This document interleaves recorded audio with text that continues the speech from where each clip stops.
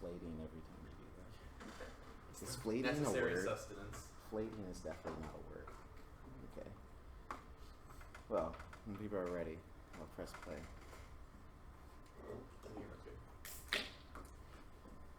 Are we good?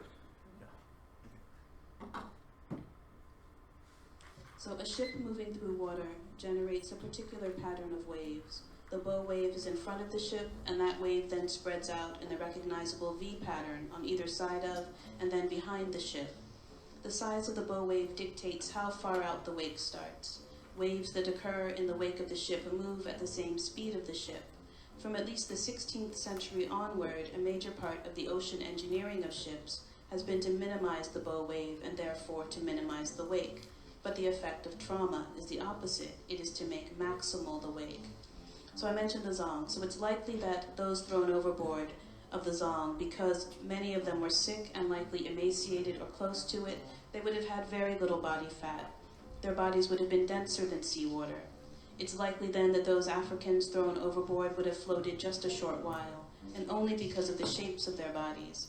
It's likely too that they would have sunk relatively quickly and drowned relatively quickly as well. And then there were the sharks that always traveled in the wake of slave ships. There have been studies done on whales that have died and sunk to the seafloor. These studies show that within a few days, the whales' bodies are picked almost clean by benthic organisms, those organisms that live on the seafloor.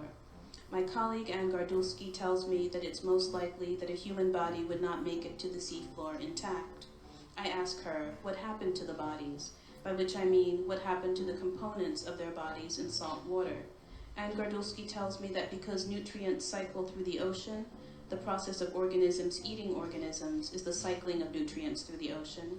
The atoms of those people who were thrown overboard are out there in the ocean even today. They were eaten, organisms processed them, and those organisms were in turn eaten and processed, and the cycle continues.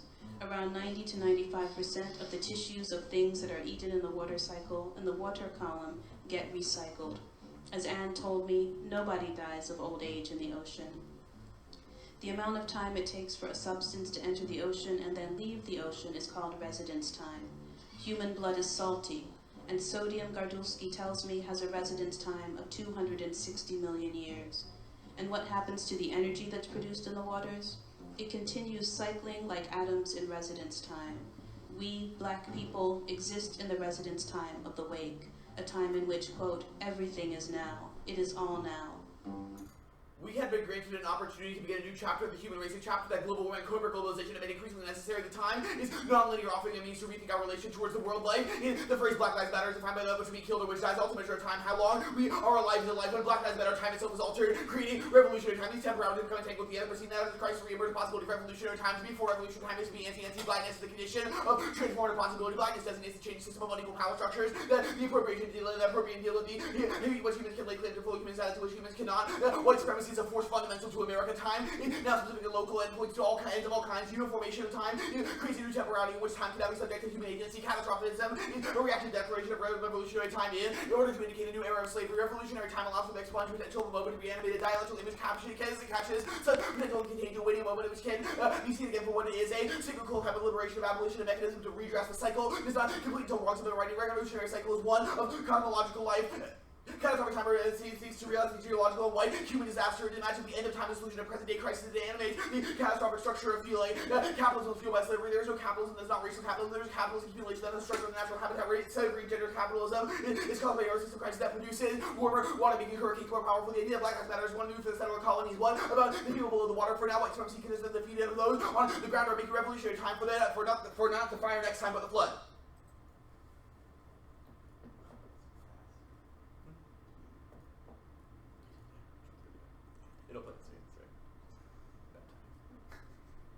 Living in the wake of slavery is living the afterlife of property, and living the afterlife of partus sequitur ventrum.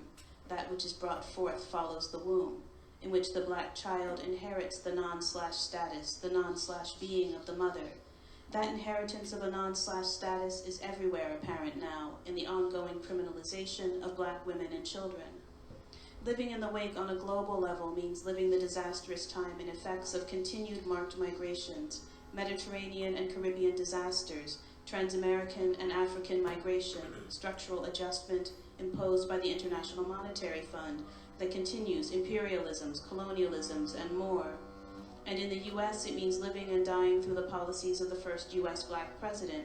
It means the gratuitous violence of stop and frisk and Operation Clean House, and in Canada, carding, rates of Black incarceration that boggle the mind, the imminence of death as a predictable and constitutive aspect of this democracy. Living in the wake means living the history and present of terror from slavery to the present as the ground of our everyday Black existence.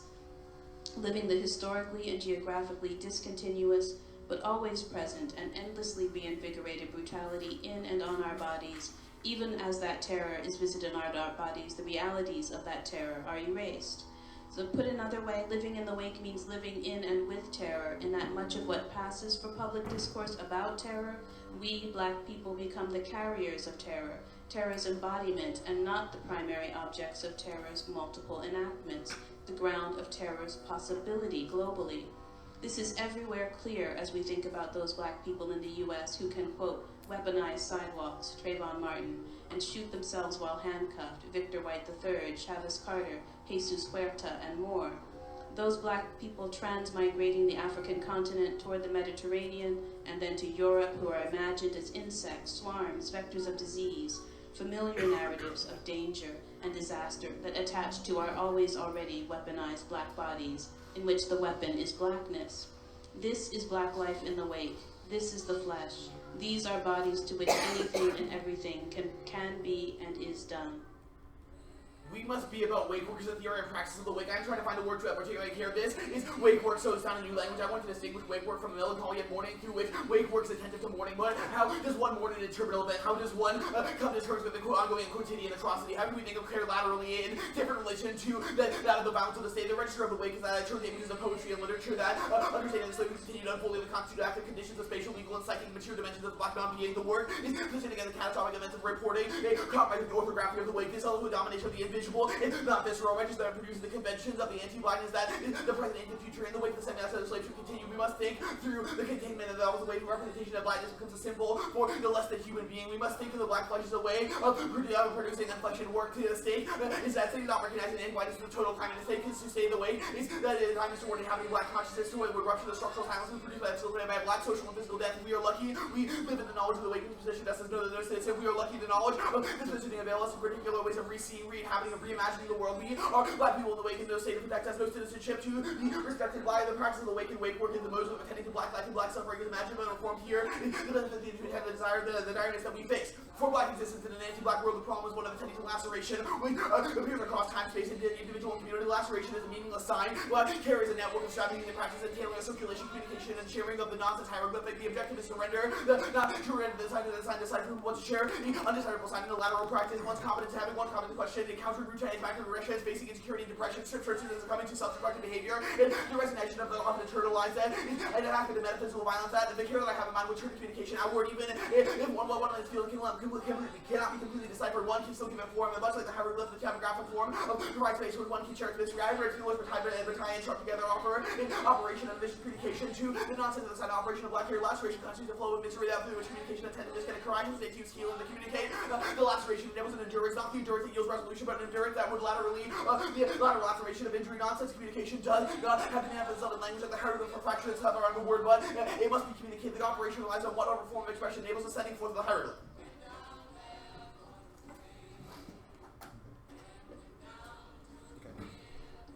We're good.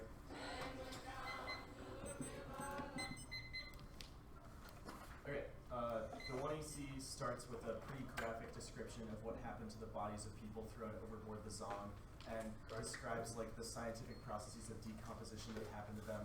What did that do? Why is that a good thing to inject? So that is our argument, literally being the process of wake work. Our argument is sort of analogizing the slave ship to the literal foundation of modernity, i.e. the sort of focusing on the bow wave as the telos of progress that constitutes human modernity. Our argument is that there needs to be a I'm talking specifically though about the parts of the 1AC that like explain the scientific processes of like people's bodies decomposing. We think that is the communication of the nonsense hieroglyph of anti-Blackness. What is that? What do any of those things mean? Sure, the nonsense hieroglyph of anti-Blackness is one that cannot communicate a lived experience of being Black because it cannot be entered in the registers of the human. Our argument is that you communicated stories of pain to communicate that. Right, so I And understand you're going to try to get your tuck and yang It's link. not ontological. Yeah, I understand you're going to try to get your tuck and yang link, but that is not the argument that's going to happen here. Our argument about your inability to understand what just happened is exactly why the 1AC is necessary. Okay. Your inability to understand the communicability of blackness and the necessity for black studies to be prioritized in spaces like this is exactly why these three judges vote affirmative. Okay, the 1AC says a few things about creating new politics of black futurity, like creating a new chapter of the human race and some other things in the Mirzo evidence. The Warren evidence seems. I'm gonna ask the question first, then you can answer. You are the Warren wrong. evidence says, I hesitate to use the word healing. Anti-black violence continues without end and can never be overcome. Reconcile. Cool. My original answer was going to be correct. You would mischaracterize the Mirzo evidence. It is criticizing that framing of the sort of catastrophic ability to frame global warming as this like epoch of the Anthropocene, etc., via people like Evans and Reed, who sort of are like contemporary debate authors. Our argument is that we should orient away from sort of this time as being both an event that can occur and then remediate the human race. That's fine. Like revolutionary time is what I was talking about when I asked the first part of the question. Your Mirzo evidence is talking about The revolutionary first time. part of and your black question, the futurity. premise of that question is incorrect. But the part, okay. The part of revolutionary time is exactly a rejection of futurity, so I don't understand the premise of the question. Embrace of revolutionary time. I'm sorry if I mixed up the two. It says to be for revolutionary time is to be anti-blackness is the condition for transformative possibility. Yes. But then Warren says anti-black violence continues it's without not about healing, but about endurance. Yeah, the Mirzo evidence elaborates in saying that it's specifically a suspension of the ability for temporality to map itself onto bodies or fungibilized. What transformative possibility can happen if anti-blackness can never be overcome? Well, that's exactly the point. Our argument is that there is an inability for humanistic grammars or futurity as such to account for the ability. And I wouldn't have you stop at the top where Warren just talks about healing. He goes further and says that endurance is necessary. Another question. Can living in the wake occur simultaneously with the government adopting a restriction on private sector emissions? No. Okay. Got your link to framework. Good job. One and then the case.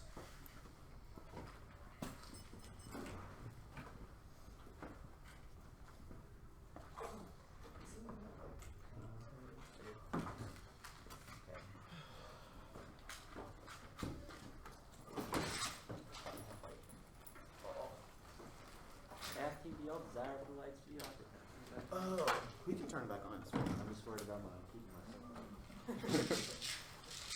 It's part of the strategy by all means. Oh no.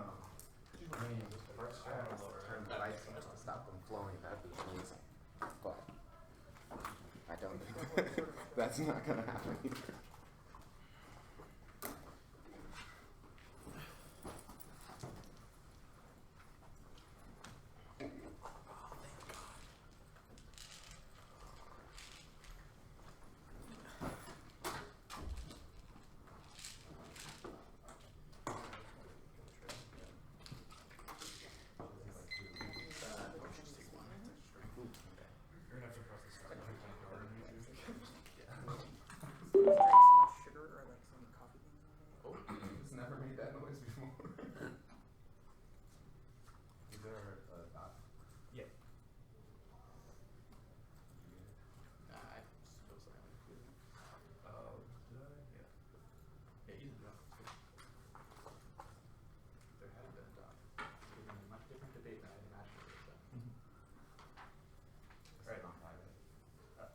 Let me know when you get it. Okay, I got it.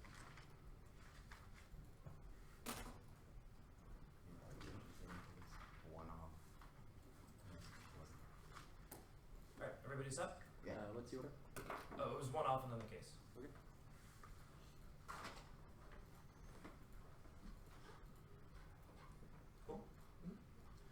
The role of the ballot is to determine the efficacy of a topical proposal relative to the status quo or competing option interpretation, climate policy is mitigation, the act is adaptation because it creates a theoretical orientation of the world as Pearson 13. Attention to mitigation, the period of adaptation, temperature, mitigation, adaptation, the weakness, question, climate policy, mitigation may be thought as part of society's adaptation, the investor rights, climate policy is used for climate mitigation policy, establish regards to long-term commitment to a policy, one about four, the meaning of establishment settled firmly, the point of establishment, implementation of a single act in itself constitutes establishment, express intention on a regular long-term basis, restrictions or material limitations on GGs that requires a legal limit, Hill and 12, restriction, any limitation activity by statute, regulation or contract violation. The affirmative does not defend the instrumental adoption of a climate policy to reduce emissions. The impact is clash. Debates about scholarship in a vacuum are myopic and breed reactionary fact-based arguments. The role of the battle allows the active to cement their private advantage into an undefeatable position because it lets them win as long as they use their infinite time to find a quality evidence supporting an ideological orientation. The real controversy is not the problem, it is the solution, which is why dissents based on their practice are incredibly important. This wrecks negative ground in the foundation of good debates. Keeping debate within a limited range fosters agonistic democracy, which their interpretation undermines by tearing on the foundation of the political prior to engaging it. They have no offense because agonistic democracy does not require uncritical embrace of hegemonic attitudes or ideologies, and the foundation of legitimacy can be called into question, but the infrastructure of the resolution cannot be discarded as a starting point. When get back in 11, the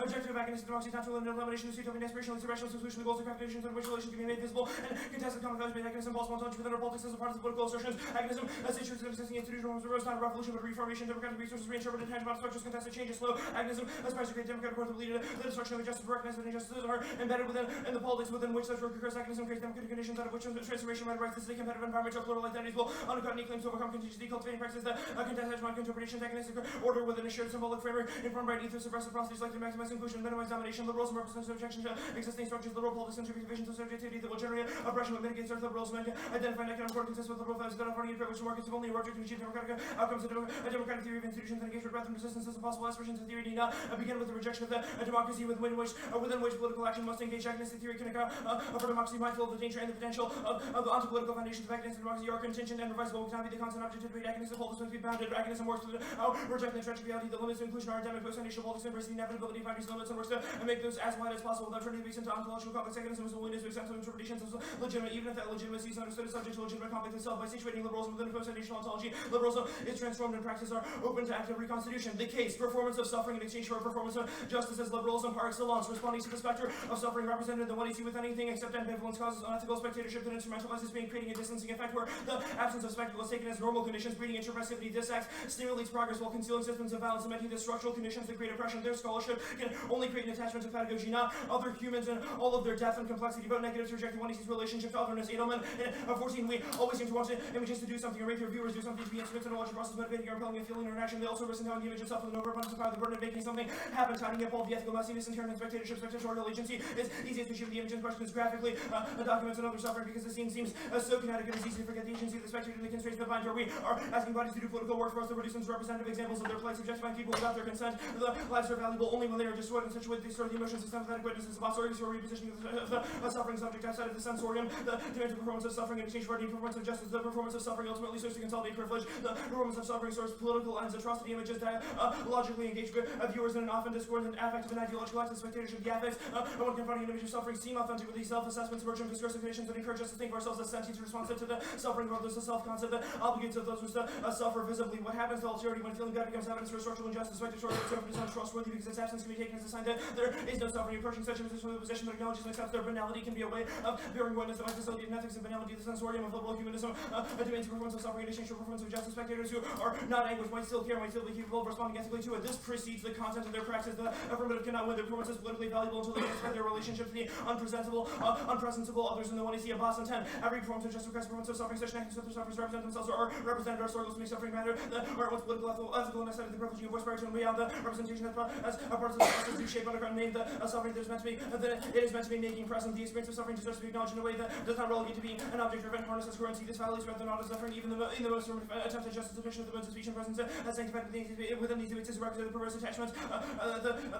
These perverse attachments betray regimental objectification, alienation, suffering that assumes enables imaginative possibilities are neglected. Social death theory is wrong. Attention capacity to resist is ever present. This takes out their war arguments and proves that they draw false conclusions from the mere graph evidence at the top of the one. See Hooker in 17. Robert's formulation of freedom destabilizing word being black political thought after pessimism. Theorizing blackness, nation, ontological death, fungibility. The enslaved cannot serve to think about freedom because to do so would be to offer facile conclusions. Robert's argues during Marinage agents struggle psychologically, socially, metaphysically, and politically to exit slavery and assert a social space while existing within a liminal position. B is rejecting slavery as social death. Robert's experience in debate from pessimist and optimist by focusing on slave agency and refuting the idea that slave and capacity of action. Freedom Marinage is focused on the potentiality of action. The moment the enslaved realize that they can resist and begin to do so, it is the entire span of such as the process of life. It's philosophically productive to focus on the space between lived freedom and slavery, centering the agency on the enslaved. Environmental justice movements have redemptive capacity. Engagement with the state is a necessary ingredient of their success. Mach in 14, considering race and poverty policies on good theory, but has that actually played other examples when integration exists effectively. They can be found in the EPA's EJCPS program inspires by the community non-profit justice use of all EPA grant for $20,000 to breathe life into predominantly African American blighted forest park and operate communities and fertilizer plants and have been replaced with new health facilities, affordable housing, and a recreational center, botanical gardens. Robbie used the problem to address environmental problems among black communities and Hispanic community building, plus capacity building, plus citizen engagement, policy making, plus government actions, equal, sustainable, environmental social change can work as a policy given a shot in some abatements. It can also be applied and should for climate change. Mississippi Conference of Black Communities intends to use the formula to address toxic flood exposure. Greens probably use the first capacity. None of this will be easy, but the outcome is a community residents that I can live with because they're at the table, not on the menu, which means that everybody eats. The affirmative is a double term. Mirror CF says revolutionary time creates new possibilities for blackness, and the conditions of transformative possibility exist. But Warren says the blackness is the site of onto-metaphysical destruction. This is just as linear as the progress narrative they're criticizing. Their Afro-pessimistic historical analysis is still inherently valid in its inability to cope with the complexity of the experiences. They essentialize the name of epistemic convenience. Straight turns the entire F. Right 15 discourses on blackness and culture, praxis, and politics, historical experience of slave and historical chief suffrage. They are a chosen arrangement of historical events perceived to be the defining moments of blackness. It's important to underscore that these are not so much the histories, epistemology, narratives of knowledge that are debated in discussions of the quote-unquote facts of blackness. These themes create either a linear progress narrative or, when reversed as in Afro-pessimism, a reverse linear narrative indicating that there is no black progress has ever been made because of the continual oppression by white Western hegemonies that began with the slavery move through colonialism and now deploy an array of cultural, political, economic, and military practices, social, and governmental technologies to keep blacks as subalterns. Many Western nations now receiving black African immigrants whose histories, while certainly tied to Atlantic slavery, often narrate themselves through colonialism or socioeconomic exchanges, while most certainly intertwined and often facing the same kinds of racist violence, nonetheless understand themselves differently. They have experienced differences that these linear progress narratives of blackness strongly encourage them not to discuss, perhaps not even to see, much less acknowledge perceived differences. Will be expected because most dominant constructs of blackness cannot understand differences within a difference is often expressed as the dichotomy between black and not black. This proves that our argument is a better way to rupture linear time. Those who have explicitly defends the reclamation of black agency through demands on the state as a way to problematize the inevitability of black suffering. Targeting laws to be changed motivates a call toward justice while they reproduce nihilism. Lloyd in 16 with no specific conscious laws the only hope for political change to be apocalypticism. The Afro-pessimism theories investigate the present of anti-black racism. They claim the Western manifests as rooted deep within the commitment to dehumanization of black bodies. Dehumanism then defines the situation of black people. This totalizing river the disease is so entrenched that there is no hope. The only hope is apocalypse. Reflection on human nature is impossible. We are because the formulation of black humanity has been so thorough. We are left waiting. Afro-pessimism results in the solid critique white supremacy cuts off against all possibilities for intergenerational transition. What is left of the individual black and alone critique and social movement organizing our call for the possible responses to a racist legal system within of the way this system from the American legal system leaves black natural also flaws because it represents a point of attack. No single law such one to attack the calls for justice confronting the racist legal system teaches us blacks to look suspiciously in the wisdom of the world and work together to bring power. This proves that institutional approaches anti-blackness ought to be endorsed. You read the read card. Sorry, what? The read card. Read card? Okay. The affirmative is not radical, it is far from revolutionary. The infra-politics, the one seeking place political with politics, which issues organizing a broad base of constituents to make demands in order to transform power relations. Voting affirmative presents a simulacra of popular insurgency through performance of radicalism, accelerating neoliberalism by carving out the rhetorical space for resistance without a program to enact change. Read 16. Cargo politics, which are identical phase will be substituted for an organizing of our popular base will radically they take great alternative vision form of argument that depends on asserting an ideal revolutionary potentially seems unformed and a co-way or a non-radical fallacy that left insurrection applies just beyond the horizon is similarly familiar with the eventual a popular purchase and meetings repertoire of rhetorical tactics of urging history towards one's desired objective by asserting that it is already all but there. Infra-politics is the made of pre-political acts of every system take place subordinate populations resonate with the substance but generally unadmitted group essentialist monoline claims that esoteric insider knowledge is necessary to decipher hidden transcripts elevating infra-politics to the domain of what the oppressed expressed of politics being most authentically increased academic capital. Those who remain test everyday resistance rather revolution evolution of political movements teleologically they presume that those conditions lead to political action but they don't. Infra-politics is ubiquitous. All political movements are rare. Racism is not helpful for the chances of disparities. How they are reproduced out of address them and policy intervention. The notion of having a program is eo ipso an indication of being part of a broader radicalization is reasonable only within the sectarian universe of revolutionary socialists. When I refer to a political movement I mean a relatively durable social and political force that demonstrates capacity to mobilize resources to advance programs with the goal of altering public policy. The point of these proposals is to project simulacra of popular insurgency and the public interest will such groups are described as ass which are restaurant such as the grassroots proliferation of this theater politics stems in part from a dialectic of aspiration and wishful thinking that underlies the cargo cult tendency. That card is marked there. Cargo cult tendency. Are you good? Cool. I guess the read card describes the affirmative as cargo cult politics. What do you mean by that? Well, the read evidence clarifies that the cargo cult approach to politics is basically a simulacrum of creating a political movement, whereas... Do you know what a cargo cult is? The read evidence explains that in the context of Reed's argument, cargo cults were formed when U.S. soldiers invaded Africa and then essentially called all the tribes they found their cargo cults because their only value was seen as being like holding U.S. cargo. The same thing happened in Southeast Asia. Why is this not like a super offensive thing that you should lose the round for? Okay, so first of all, Adolf Reed is a black political thinker. You don't have a monopoly on which cultural artifacts can be used. Two, if this is offensive, like you should read a piece of evidence about it. We can strike the card if it's bad. We don't endorse cargo cult if it's like an offensive term, and we're sorry. Cool. So, I guess even if that we will defend Reed's argument that you are not in form of engagement. Second question, I guess what sort of infra-politics does the 1AC map to sort of teleology onto the same way that the Reed evidence says? Well, no. So our argument is that you have falsely mapped a teleology on a strategy. Yeah, that's what I'm wondering. How do we do that? Yeah, so you have falsely mapped a teleology onto a sort of performative breaking down of linear time and sort of a reclamation of black agency within this space, and our argument is that there's a trade-off between that and like a more broad sort of coalitional political organizing. Okay, cool. The Abbas evidence seems to say that like the presentation of images of suffering, like the 1AC did, is bad because it sort of maps justice and liberal humanism onto subjects, and then you read a democracy page about human rights. Can you explain this? I want to clarify. The Abbas evidence does not say that it is always bad to introduce images of suffering into spaces. Our argument is that it is bad when it is done in exchange I really don't for... mean to cut you off again, but I'm more concerned with the second part of that question. Is you have indicted human rights and justice as being bad to map onto bodies, and then write a page about agonistic democracy. So saying human rights is different from a visual graphic performance of suffering. But which is what that's we're the impact of the Abbas evidence, is like mapping human rights onto bodies. You don't and say like, human rights. It's not in the 1C. Like, if you're referring to the Wingenbach evidence, the Wingenbach evidence is... Okay. Like, we obviously can say oppression is bad. Cool. That's not what the Abbas evidence is criticizing. Okay. The social death theory card, I guess, given what we've just discussed, why is focusing on slavery as a site for constitutive freedom, as the Hooker evidence says, good?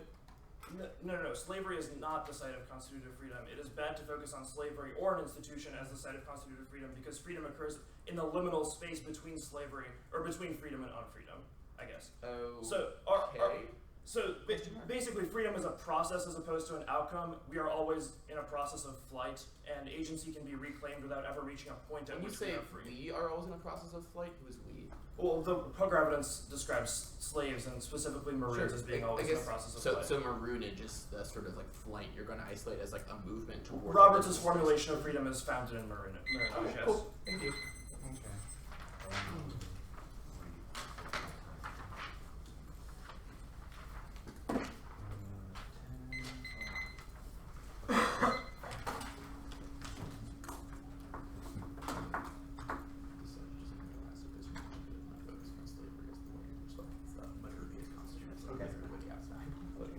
Oh, this is flat. Yeah, okay, 946.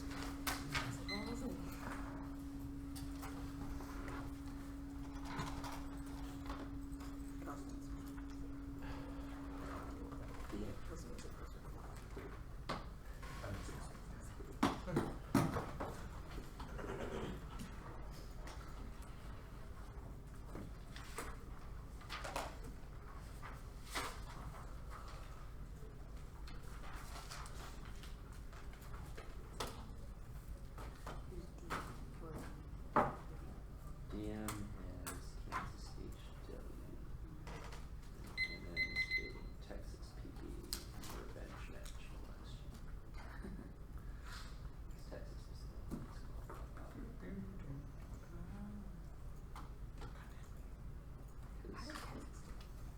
Well, so Joel was the one who said that because Bobby had military service on Saturday and didn't complete more than 3 rounds, didn't complete 3 rounds of district.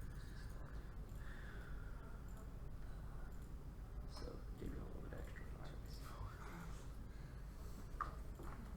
I guess it's too late to fix that problem now. This is the constant piece of No, Have y'all we were been since definitely on the fringes. Not gonna lie. Have y'all been since Yeah, certainly. I sort of just default to Good. everything almost every time. Like, my sense is generally different competition is good, and the still in that one, do everything. That was my favorite. In this case, it was like, you did complete military services. Yeah, they don't. That's not. Never might as well skip that. How much prep time's left? Oh, I stopped at 946. Alright. 14 seconds.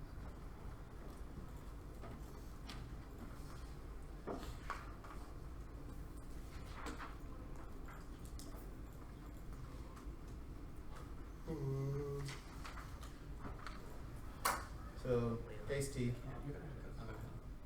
Here's an overview on type of case.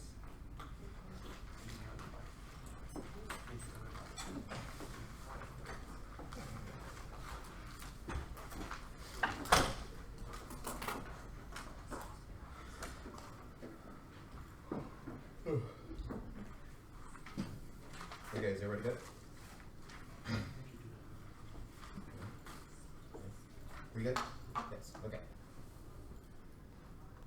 Today we find ourselves in the way perhaps we never left rather than seeking a reaction, every escape route to persevere upon a trajectory with the very same ill-fated politics that we are witnessing fulfill itself. Our affirmative response by deploying within a way that highlights the radical potentiality for black studies. You vote affirmative to forward this method of weight work, and any alternative that refutes this weight work is not only an act of sense against black studies, but also destroys the conditions for black hair and anti-black world, which is the terminal DA to you voting negative. We must be about weight work as both theory and practice of the weight which creates conditions for communication which made it dispossessed that ultimately create the conditions for care and strength for vulnerable and preservation of black studies. This way, this very literally the after effects left in the trajectory of the shift of flow of the water with the inevitably dead African bodies were thrown overboard, left to be able to come apart and the by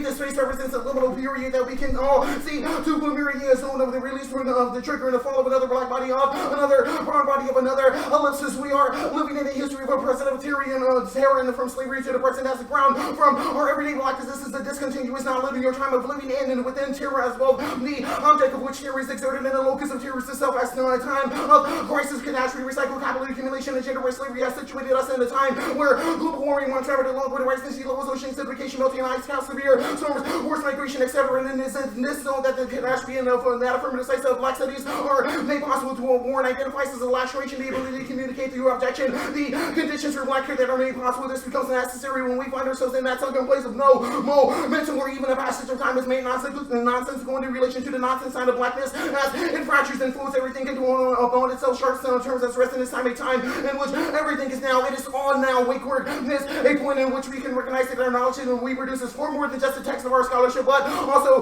the texture of presentation of 1AC performance with the ebb and flow of Christina's voice and the literal graphing of the ship routes generates a jarring effect, forcing you to recognize the ever-present nature of the wake in this moment of time. We have dealt the hand of the world and we have made it our own, but we must remember the path that was taken where so many did not. You can group the suffering debate. The 1AC is an actor stance against the performance of suffering. Their assumption of suffering is to move a white liberalism that will lose you. The round warrant says that the communication of laceration is not one that embraces healing with the senses. It's often assigned to the metaphysical overcoming the nomination, the anti-black violence that continues without end and can never be overcome. Instead, he says to communicate the laceration, to share the generation of the individual components enables endurance and embracement of pathology, refusal to be refused. This is not endurance that yields resolution, but because that would be impossible when instead an endurance that is a lateral reformation of injury, which is not to say that we are broken, but instead that we are beautiful. The assumption of a broken body is exactly the move of white liberalism that destroys the possibility for the apt to engender a form of black hair that you conceded is the mechanism of the 1AC, which in impact turns the opposite evidence. Now they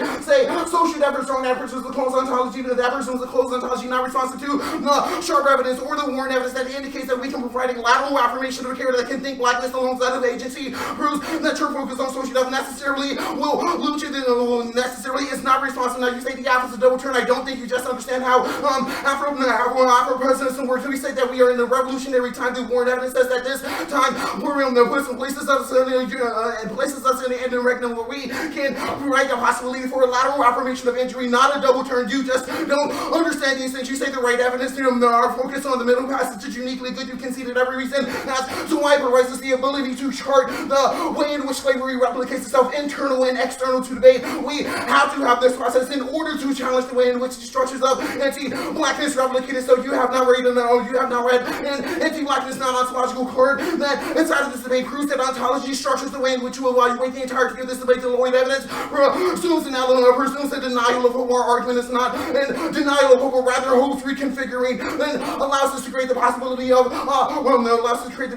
radical care. The EJ good argument in the Savannah example in the mock evidence calls gentrification whitehead, and 11 community leaders identified that due to possible changes in Savannah green spaces, or sustainability of increasing jobs according to 50% of the community over respondents. Truth that your reform didn't do shit for those black people. Our argument is that we need to read constant resistance to this white liberalism, the weird evidence, no link to read evidence systems, identity politics, and the political performance as such. Our argument places privacy on black studies and black hair. You've also conceded the mirrors of evidence that says that slavery and gender capitalism and only an investigation of that slavery provides the possibility to resolve that question of cross-sex is really embarrassing. Cargo courts are super racist. No, you don't get to defend Reed's argument without Reed's words. You get it. This is an impact turn to you. The cross-sex is pretty indicative of how this is a racist argument. You don't just get to pick out of a proof that you wrote affirmative at the end of this debate because of that question. Go to T.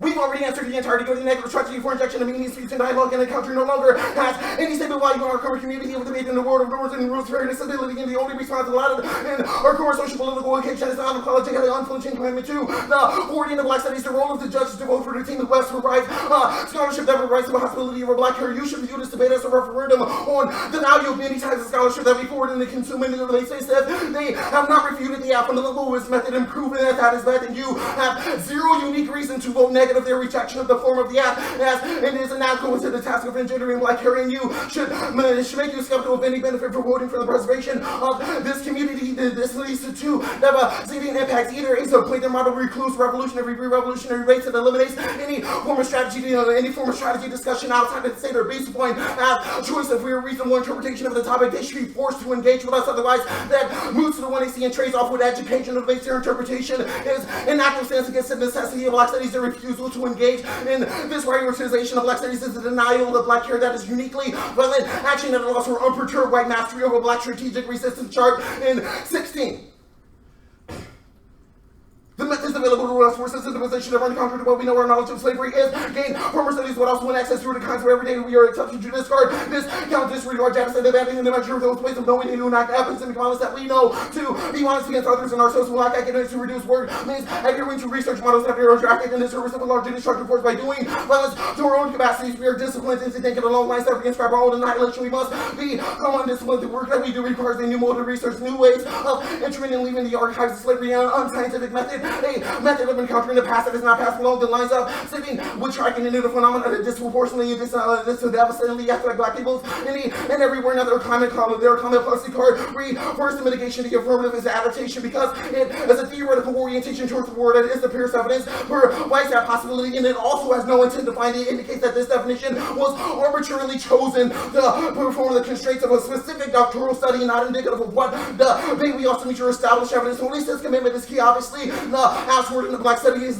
commitment, not the blue. Now, how impact turned the clash debate. Their presumption of the democratic deliberation presumes that their agons exist within the range of ontological equivalency, which pays over the fungible body gradient, and so the black body is a continuous in this water bodies is in this forward disregarded in a new water body in the context of the continuum ad infinitum. Both sides must agree that in cases of the black are born, that the pleasure of democracy is born from the identity of the black agonism. A democratic way of thinking of dealing with difference requires an ontological equivalency, producing contradiction to discord, the discourse of conflicts happening in the world between the adversaries are secured and produced in the body culture response against blackness. Now, their link about court is not about procedural agonism, but rather a giant form from good argument that forwarded by second-hand multi of impact turn. That internal link to that reform being possible, they have not responded to. That impact turn in this way now independently you vote affirmative because their model requires a psychic violence arena of the self-view defending an institution that requires my objection, which is uniquely a violent action on other debates of all of their impacts they have to win, and they should never have a debate over an app like ours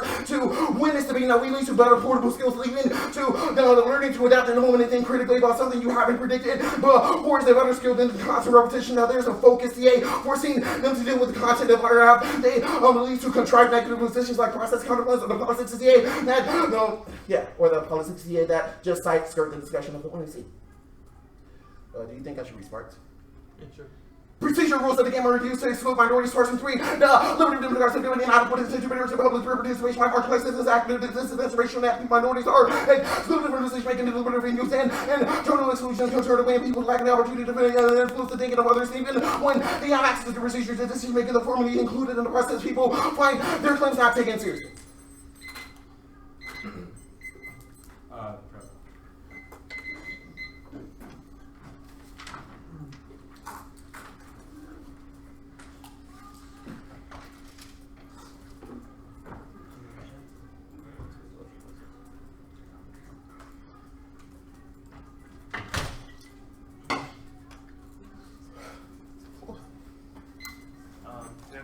Sweaty. Super sweaty.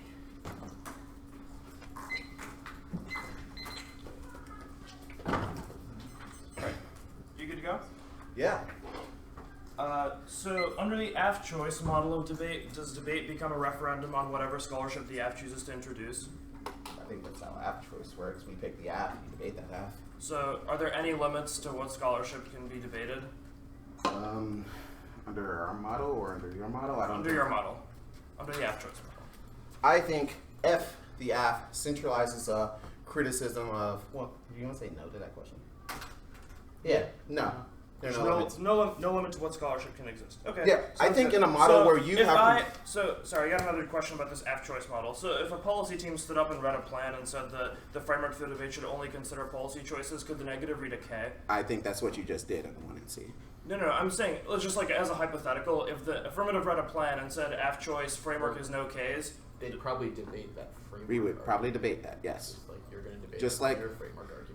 Oh, okay. It's not something new. You've been prepared to have a race debate. You well, have a case neg to a race debate. But you read framework. You're saying, you chose to not engage. You're saying AF choice is bad when the AF chooses to read a plan, but it's good when you introduce random scholarship? You can choose random scholarship? This isn't random scholarship. This like is something that's existed inside of debate for literally decades, and you are choosing to not engage with it. You're nitpicking my words. My question I'm not nitpicking your words. I'm taking your words to its logical conclusion. Hypothetical under your model of debate that you have defended, you've read an interpretation. It's like AF gets to choose the framework for the debate.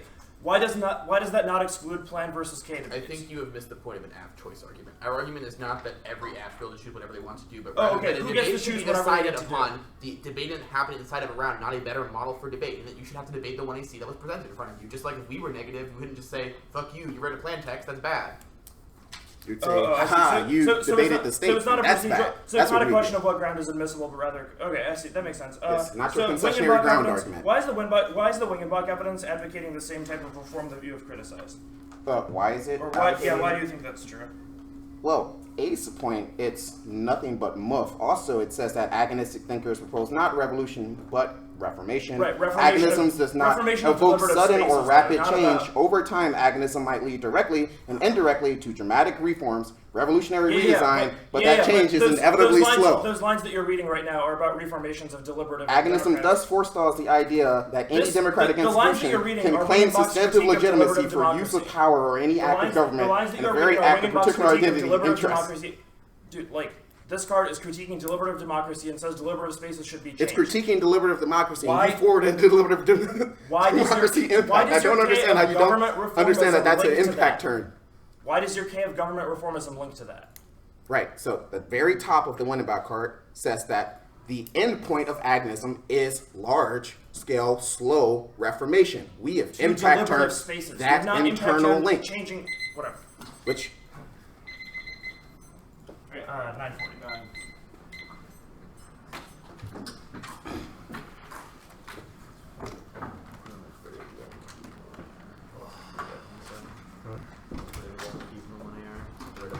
Okay. What's up?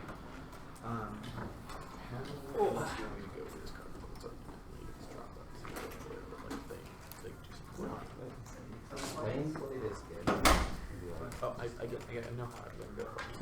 How much do you think money are? Don't pick priority. No, you can't just like bracket out racism. Yeah. You say racism, you're confused because you're racist. Yeah.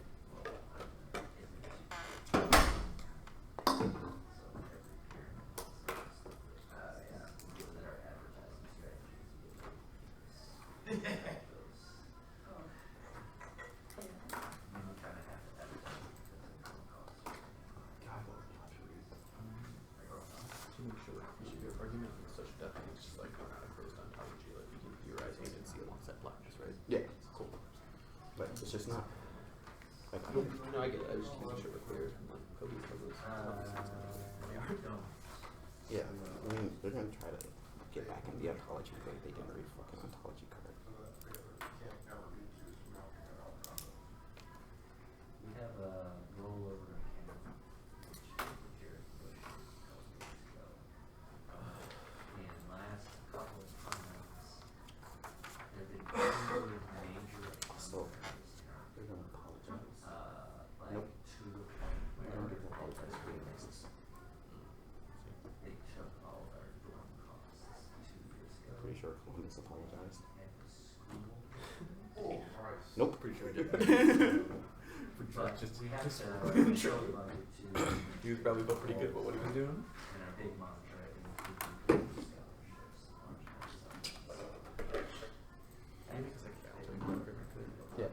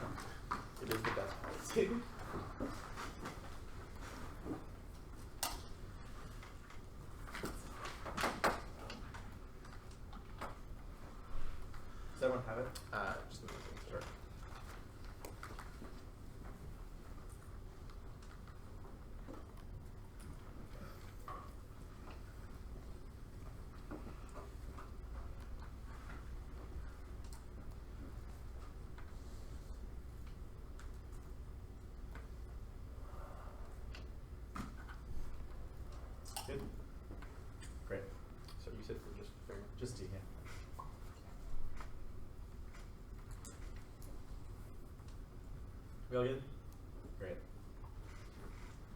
There is no scope of affirmative offense because debate is a game and the affirmative has no mechanism to substantially change the conditions of oppression described in the 1AC. Maximizing clash is the only impact that a battle can solve. There's 4 reasons why it should come first. 1, it's the foundation of debate. Everyone agrees that the process of debating is beneficial. There's a reason we all dedicate just 2 hours a week to this activity, and it's because good debates can require specific disagreements over an agreed upon point of stasis under their vision for the activity. The negative loses topic dissents, counterblends, and criticism, and is for to go for generic and broad arguments that incentivize a race to the fringes and force the negative to outlive the effort. Become a conservative mean by saying things like warming is good. Second, it's key to depth of research. Debating a specific climate policy or a specific resolution incentivizes predictive argument creation. More rigorous research and mechanism-based clashes always begins to maximize the values gained from debate, makes debaters generally more knowledgeable about the conditions of the external world. Third, it's a procedural issue and should come forward substance because theory questions predetermine the content of debates. Fourth, it turns the case not only those strategies that require pluralism and connotation, but it means that the affirmative should be considered generally unverifiable because the negative hasn't had a chance to question it in depth. Now, independently, here's the filter all of their office, lest they have a reason why debating a topical plan is uniquely bad. Criticisms of existing debate practices are not a sufficient reason to respond to our argument. All of the reason why their scholarship and education are good can be accomplished by using the parameters already set out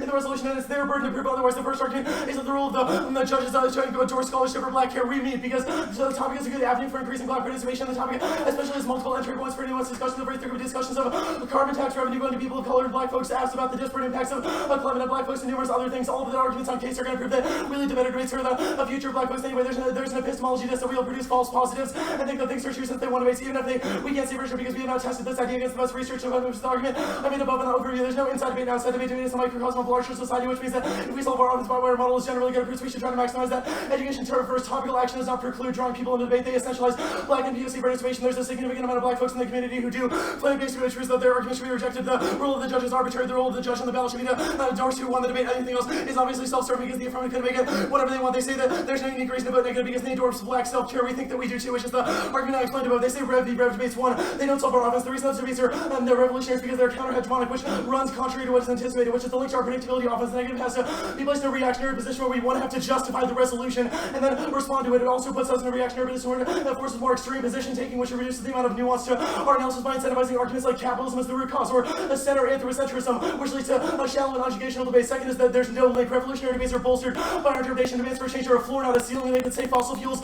should be abolished and critique colonial land and labor practices, and teams can pick out of the action of the plan and only critique the representation. So the rev debates would still occur. The third turn theoretical debates in a vacuum are still irresolved because both sides propagate competing assumptions, which can only be resolved with reference to specific examples to test which argument applies best to the situation. Versus requiring topical practice can be a component of the affirmative's advocacy. It creates a locus point for each side. Assumption being organized around which leads to more novel application of the theories of both sides. Fourth, epistemology does that contextualizing grand theories to particulars is generally better. Debates at Lake 14. I figured out with the mayor notes that rather than what between us, a lot of being inclusive of this stage of nuclear the climate change, other threats, global climate, the catastrophic consequences. We know the help we can get, but there's no monopoly on knowledge there. It don't get to them when no kind of advice anyone who epistemology tells you is many are always in anyone reason they are shared out the active stream and intellectual he was every time we get comments over the truth that is about something colors time reals or the same as our faith time conclusion of false Bible theory then people over support the fifth that begs the question of the efficacy of extra legal strategy our topic education and institutional analysis arguments on the case are going to impact her in that argument. They say reasonability, they're not reasonable, their interpretation justifies everyone picking whatever social area or focus of research they want. There's a litany of different cultural studies that the affirmative can endorse and teams like MSU would obviously race to the margins too, which means that nobody would have educational debates so we wouldn't be able to do specific research was the foundation of every good debate. Think of every good debate that you've judged. That's where the negative is that a specific thought out strategy against the affirmative and aft choice makes that totally fucking impossible. They say that we deny black studies. We are not opposed to parts of the one you see like the Mirzo F evidence. We think the Mirzo F evidence is a great example of how black studies could be incorporated into topical debate because the Mirzo evidence is praising Black Lives Matter, which is an organization that explicitly targeted the government and saying that things are not fixed and that we can create revolutionary time. All of those things are compatible with our argument because we can create forms of rupturing the linear notions of time within a topical debate. It's their burden to prove otherwise. We do not exclude black studies. Empirics prove that black political organizing has been effective when it's targeted. The state spends 15 once always in thought when the liberal turns to an alternative our Republicans has the accountability still exists in institutions that against the population we were not because we believe they're capable of completing action. Black youth in Jackson, Mississippi, that black youth organized they had pressure Maryland the state legislature to kill the president of radicals in the welcome expression with maybe LSD Lubumba come into their organized institutions so state city and undertaking the whole series of town home instead as uninformed people with public political officials and corporate homework neoliberals and kill public education and Black Lives Matter. I recognize politics at the center of their struggle for example use more language however they didn't rely on those arguments they understand seizing power rather than speaking truth with them proceeding new all terms but involve political struggle only can make it hard to move against a charter school opponent who was sincerely because practicing school represents the best hope. We should never ignore the fundamental policies voiced and should play their political organizing and long term and discuss my political issues that matter. People not come to a common understanding of structural limits and the problem they face, and common understanding what those solutions be sure that you may exposed to loving without having no space to talk with issues in depth over a long period of time. I'm referring to ability to ask people who govern to make important political decisions, not political mobilizing, maybe the people litigation, but we active in it, and let's come into the organizing work, not cause those people organize with them, so protest is not enough. We will not be able to build a sustainable political constituency for the new world without articulating whether the new world, what housing policy or what the benefits of those policies we argue the seats for new institutional framework that rears the economy and politics of the public, and there are too many of us as we like, but there are far more than we think. They say the Pierce evidence is bad. The part that they've re-highlighted says that including adaptation has been left out of climate studies because doing so would make the research burden unmanageable, which is entirely our argument, that including adaptation makes it impossible to debate climate policy because we should only focus on mitigation and intentional actions to reduce emissions. Otherwise, there are an infinite amount of things that can be done to adapt to the world as it is or the conditions that exist. None of those things give the negative predictable offense. Their re-highlighting doesn't disprove any of this. It proves that scholars have made an intentional decision to ignore that part of climate studies because it is too broad and focus the climate policy on mitigation, which is our argument. They say that they have dropped the Hill evidence that says that restriction is a legal prohibition that establishes a long-term commitment to a policy, which is the Limbo evidence. They don't meet the policy rigors part because they said that's mutually exclusive. In cross-except the 1AC, they say that the classified for the fungible body 1 links to the double turn argument that will be in the 1NR. This card says the black body is a tennis ball who will never be constituted in a site of life, which obviously double turns the mirrors of evidence that we're going to read some lines from in the 1NR, which if we win those arguments, it flies in the face of the rest of the 1AC. Their argument is only true so far that we lose the rest of the debate on the case, and we're going to answer it there. The Wingenbach evidence doesn't link to their critiques of agonism. Wingenbach is critiquing democratic deliberation, which answers the rest of their arguments because deliberative democracy and agonism are two different things. Their argument is a critique of agonism insofar as it presupposes ontological equivalency, which is not what agonism does. It does not presuppose that everyone is on the same ontological footing. It says that ontological question should be to deprioritize because politics is a question of contingent variables that make up power. Yes, power is unevenly distributed, but it is not because of variables that will never be moved, which is the Wingenbach evidence, which is why focusing on reform is incredibly educational. That will be the arguments on the case. They say this psychic violence argument. They have not made a warrant to this argument in the 2EC other than some people of color don't want to debate the resolution. They have not proven why reading the resolution necessarily is an imposition of psychic violence. You do not have to be the federal government or endorse all of the things that this state has done. Obviously, you simply have to say that something bad is happening in the tactical like ExxonMobil is fucking evil and is fucking over black communities. You can trace that to the inception of slavery and things like the song and say that modern day pollution is an example of that, which satisfies all their education arguments about popular requirements and does not link to their office because you don't have to pretend like you're a policymaker. You simply have to say that the government should restrict something that the private sector is doing bad, which is something we both agree on. They say that other debates solve our offense. This is a debate about competing models for how we should frame debate overall. Otherwise, they don't solve anything either because within these 2 hours, they don't disrupt anti-blackness. They create a moral hazard where everyone would turn, where everyone would run to the least, where everyone would run to the affirmatives that do the least thing. We could have an affirmative about turning off the lights and say that's energy efficiency. What's your diss at? There isn't one, which proves that the affirmative would obviously run to the least action and makes debates vacuous. They say critical thinking. This justifies reading 20 off because you'd have to critically think which one argument you want to put on each page. Critical thinking is only good insofar as we're debating things that are beneficial to debate about, which is going to be the rest of the arguments on the case. They say the focus is at the fact that people could read a politics dissent and process counterpoint isn't necessarily bad. The research that goes into formulating the politics dissent is incredibly important because it gives us a better understanding of the legislative processes. Even if the politics dissent is kind of a stupid argument, we still have to engage the radical content of the affirmative. Otherwise, we'd lose if the F wins a solvency deficit to whatever made-up process counterpoint they say, which means that those debates would still happen. They would just be better because people would be able to couch their critique answers in terms of a specific legal action, which would lead to more effective debates. The last argument they read is the Sparks evidence. It's from 2003. It's critiquing deliberative Democrats. I already explained the distinction between deliberative Democrats and agonism above. It says that some educational models are unfair. We recognize that, but those are not because of ontological conditions, and there is no reason why reading a topical plan uniquely solves any of those things, which means that there's only risk of our offense. Okay, you ready? Yeah. If I think that the government is bad in every instance, why should I have to defend an instance where I think the government does something good? Well, I think that you should have to give a reason why you think the government is bad in every instance. That was the 1AC. I don't think it was. That's cool. It's cool that you don't understand it. My question is, why should I have to defend it in that instance? Well, this debate is not like a juridical imposition of us forcing you to do something. It's a debate about what is a better model. Well, you said that in order to meet your model, you would have to defend that institution and say that that institution can do a good thing. I want to know if I think that institution is bad in every instance, why should I have to do that? Because, until you prove that the USFG doing anything is always bad, like this is not an argument. If the USFG banned ExxonMobil from existing and emitting, like what's your dissent? Why is that bad? Okay, yeah, we can have that debate. Okay. You say that our model of debate forces affirmative teams to do the least thing. Why is that unique to K debate? Well, so like, yeah, people will always write affirmatives that try to dodge controversy, Like but your when app. that happens within a limited set of boundaries, people will always have some generics. There will always be some things that apply, and we can still do research because it still relies on the same mechanism of like command and control, centralized versus Right. decentralized, So market versus This like seems to government top-down presuppose that critical race theory, black studies has not been happening inside of the debate space for decades. How is this unique offense for you? No, How it's- do you not have a case neck? Well, okay, we like have critique answers in that we have cards that answer your theory, but we think that when And debates this is center a around a topical decades plan, old theory. like, How do you not have a we write case cards. neck? They're generic. Our argument is that debates should center Then around get the specific. efficacy I of don't legal understand. When action. people read But new impact the point scenarios, is you that, cut answers like, to those critical new race impact theory scenarios. exists How is not that an argument. unique? People can always innovate some sort of cultural study or theory they think is important. Our That's point the is that same thing negative can happen won't be able to inside of keep up with the that foreign research. policy or energy policy. I want to understand how this is unique offense for you. The point is that we can't have a case neg to an app that says like racism exists, the slave trade exists, and here's a modern political orientation. Despite There's no the fact case neg that to that this is action all because it rooted doesn't in involve decades a of topical old prescription. research, and We you have just said you had generic those cards. case cards. We have generic cards that like answer your theory, but we don't think that that is like Exactly. a good So you prescription for what should happen Contest the over a year's method. long worth of Question. debates. Last question. What is political, and why is the AF not political? Political in the Spence evidence is defined as actions that attempt to like change institutional behavior. You're not because you said you wouldn't in cross-ex. Okay. Why is the AF? I guess you said change institutions. If the only thing that is political is something that changes institutions, why is your version of, I guess, debate political? Well, so like obviously we don't directly change institutions by debating. Then how do you but we meet think your own that by definition of what creating- politics is? Creating cultures where we research the implications of institutions, become generally more knowledgeable about them, that it creates a culture of That's- research and that's activism sort that of- focuses on those things, which is better, which is what Spence is talking about. Sure.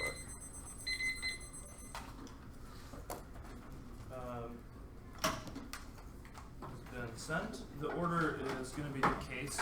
I'll do the read argument first, and then go back to the top. My flow got messed up. The top is the Edelman card, right? Yep. Cool. Just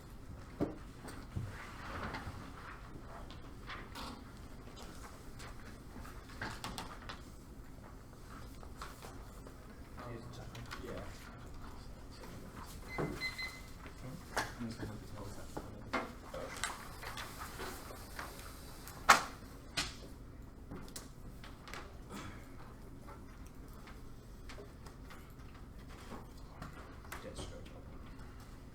You got that, correct?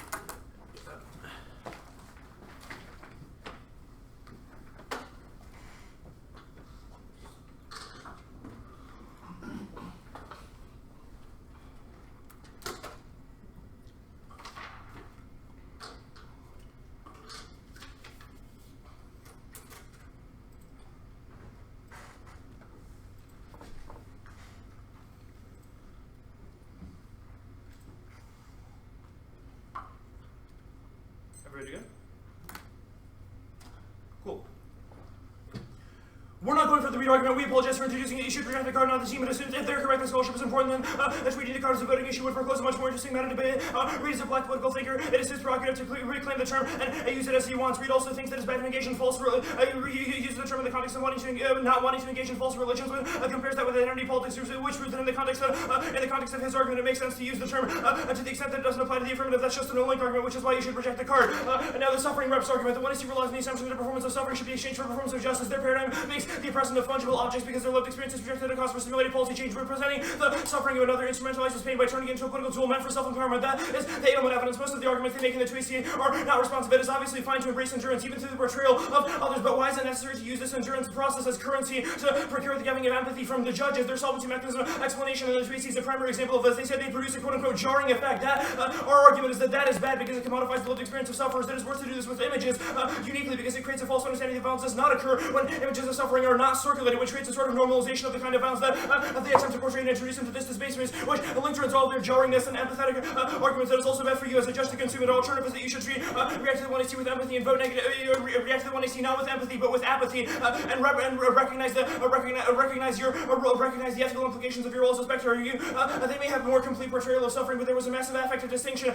You may have a complete portrayal and a complete representation of the lives of those black people by representing their radical potentiality, but there was a massive affective distinction in between the way that they represented the suffering component of their lives and the way that they represented their endurance. The complexity of lived experiences was performatively footnoted when they blazed through the evidence, but instead chose to play a slow video and a slow lecture about the song, which proves that the broader affective point to the one you see was to censure the suffering as a reason to sort of guilt you into voting affirmative, which creates a commodification of that suffering. The hooker evidence, the central thesis of the affirmative is that blackness is structured by the wake. The affirmative is a method of care to survive in a world bent on their destruction. Our retort to this is that there is not one unified world. We live in an anti-black world, but the world is not inherently anti-black. Everything is contingent and changeable. It is better to make radical demands on legal institutions and fight for them through our method than it is to nihilistically succumb to its inevitability and power by framing it as an all-encompassing, all-powerful political force that exists forever and everywhere. There are three net benefits to this model. One is Pascal's wager. If the wake structures black experience, they can't change that, only survive within it, which isn't mutually exclusive with our approach. But if anti-blackness can be changed, only our strategy changes it too. Is intentional capacity, which is the central thrust of the hooker argument. The argument is that the wake is all-encompassing, assumes that existing power relationships cover the entire earth and exist everywhere. This downplays the intentional capacity of people to resist and change their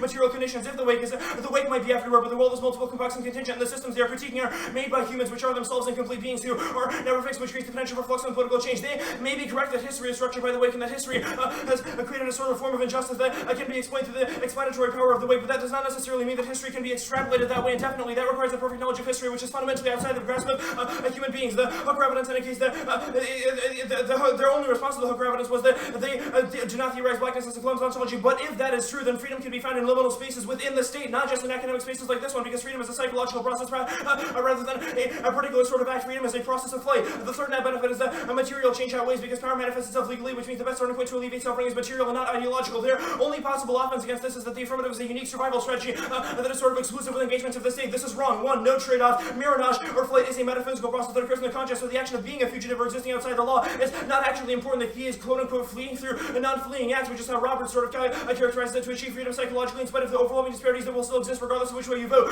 They said that this creates a bad investment in politics. There was obviously a false dichotomy between being wholly invested in politics and rejecting it as a whole. We can sort of manipulate and tactically engage in politics without assuming that politics will provide universal benefits. The environmental justice stuff crystallizes this. Their whitehead evidence is about a different movement. Says that elected officials deprioritize black communities. Our evidence is about community leaders remedying that disparity using EPA grants to circumvent the recalcitrance of local politicians and sort of use the federal government against the local government and play the hands of power against itself. They have dropped a bunch of other examples. Spartanburg, South Carolina used a grant to remove fertilizer plants and dumps and construct health facilities and affordable housing, which started small, but the fact that they used the grant to get their foot in the door allowed them to raise buildings and keep alliances with elites. EJ demands from the state kept the EPA alive under Reagan, which mattered because the Greensboro Housing Coalition wouldn't have otherwise existed, which matters to the people who got safe housing. The affirmative seeds those illegal institutions to elites, which is worse because it lets them monopolize those illegal discussion. The double turn argument, they have not made a responsive argument just because they flee laterally. That does not mean that they do not accept the linearity of time. The right evidence indicates that the performative centering of the middle passage is a recentering of the linearity of time. Because it assumes because it assumes that time accumulates. The future is built upon the foundation of the past, which assumes that it progresses in a linear sort of fashion. The right evidence problematizes both the linear narrative of progress and the linear narrative of accumulation and argues that we should instead adopt an in-between sort of thing, which is our epistemological position that you can never be certain about the future trajectory of the world. Their focus on historical retrieval, mooring, and illustration makes it impossible to affirm blackness beyond whiteness as the prime mover. Re-entrenches resentment, destroys the possibility for articulating other values, makes blackness an empty signifier because it can't be defined outside of the context of whiteness. Their attempt to rely on a Newtonian linear narrative colludes with the whitewashed colonial way of knowing ontology by subsuming history to a predictive model of calculation. All this is a normative impact toward treating blackness as ontological and the way they were referring to. Here's the evidence that substantiates the double turn. Amir Ziaf in 17 says there are those on the ground understanding the Black Lives Matter is a waking revolutionary time. The future is now alongside the reactionary capitalism of the past, which is the part of the evidence that defends Black Lives Matter that Jen was referring to. The next piece of Amir Ziaf evidence says that we should reclaim revolutionary potential, quote, to be for revolutionary time, whatever one's own personal history is to be for anti-blackness as a condition for transformative possibility. This directly contrasts with their Warren evidence, which says that laceration speaks to symbolic substitution across time and across generations. Laceration is a constituent feature of black existence and an anti-black world that travels across time. The injury is an onto-metaphysical condition, which directly contrasts with Amir Ziaf evidence conceptualization that we can reclaim those lacerations, those lacerations do not define us indefinitely. If we win any risk debates about the state, don't immediately forfeit all agential capacity. That proves that they forfeited possible revolutionary potential that otherwise exists by arbitrarily confining their strategy to an ethic of self-care within this space. You said they said you should root all black experience in the middle passage, which is not a specific example of this. The other piece of Warren evidence that is linked to this argument is that he says that he doesn't want to use the word hearing because because the sign of metaphysical overcoming and anti-black violence continues without end and can never be overcome, which clearly contrasts with the healing argument. Cool. 9.6.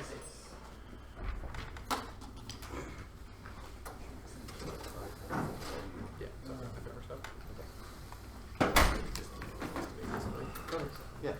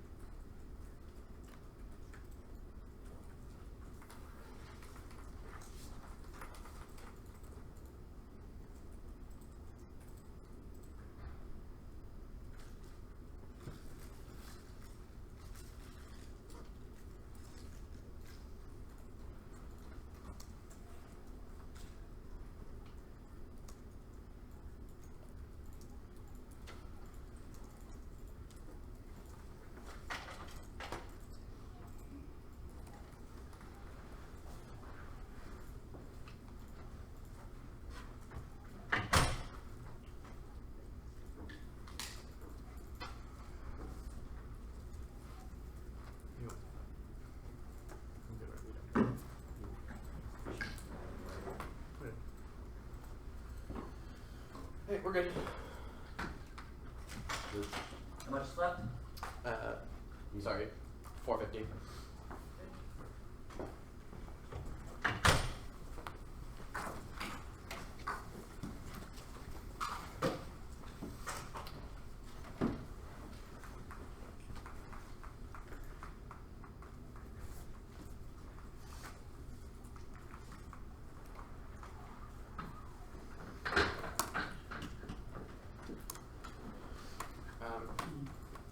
Yeah, case framework. T.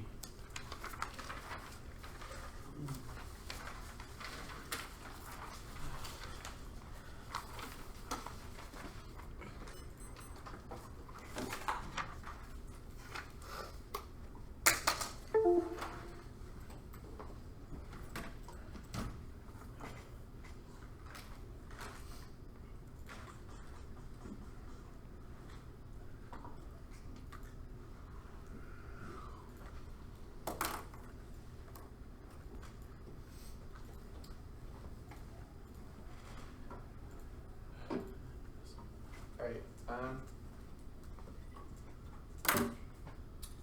that order, that we're basically good. Okay.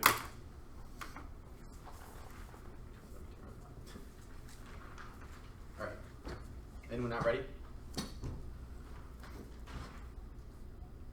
I'll start in the suffering graphics debate. There's a fundamental misunderstanding about our theory of power that means that fundamentally not all the suffering graphics argument. There is no call for justice because that is the humanizing inspiration which doubles with all their actions and assumes on a PlayStation of human rights and discursive spaces that allows for a recognition of the human as object as subject that is uniquely an anti-black movement, which is that assumption of a unique representation of value and proves that not only does anti-black undergrade all of their coherence of their suffering representation, but also proves that anti-blackness is at the foundation of all of their discursive arguments about how we can reform the discursive space which we want the frame of flow and their assumption of the suffering subject creates a falsification of human blackness and humanity as a room with never absent black suffering. Black suffering is via shadow slavery is literally created the conditions for possibility of this world, this language, this very room in this country are all complicit in the sense of anti-blackness. All of the dead black slaves that were not only constituted of the ship of modernity that allowed for the process of the creation of the modern world, but also the creation of this very space that we occupy is our argument about the nature of wave work. We should not focus on the telos of progress and modernity, i.e. things like their frame of agreement, rather on a grievance ability of the way in which the wave work modernity is created around the coherence of anti-blackness. And probably all our arguments about how all of their arguments about the progress necessarily cohere through anti-black violence, and they say the broader structure of that faith means that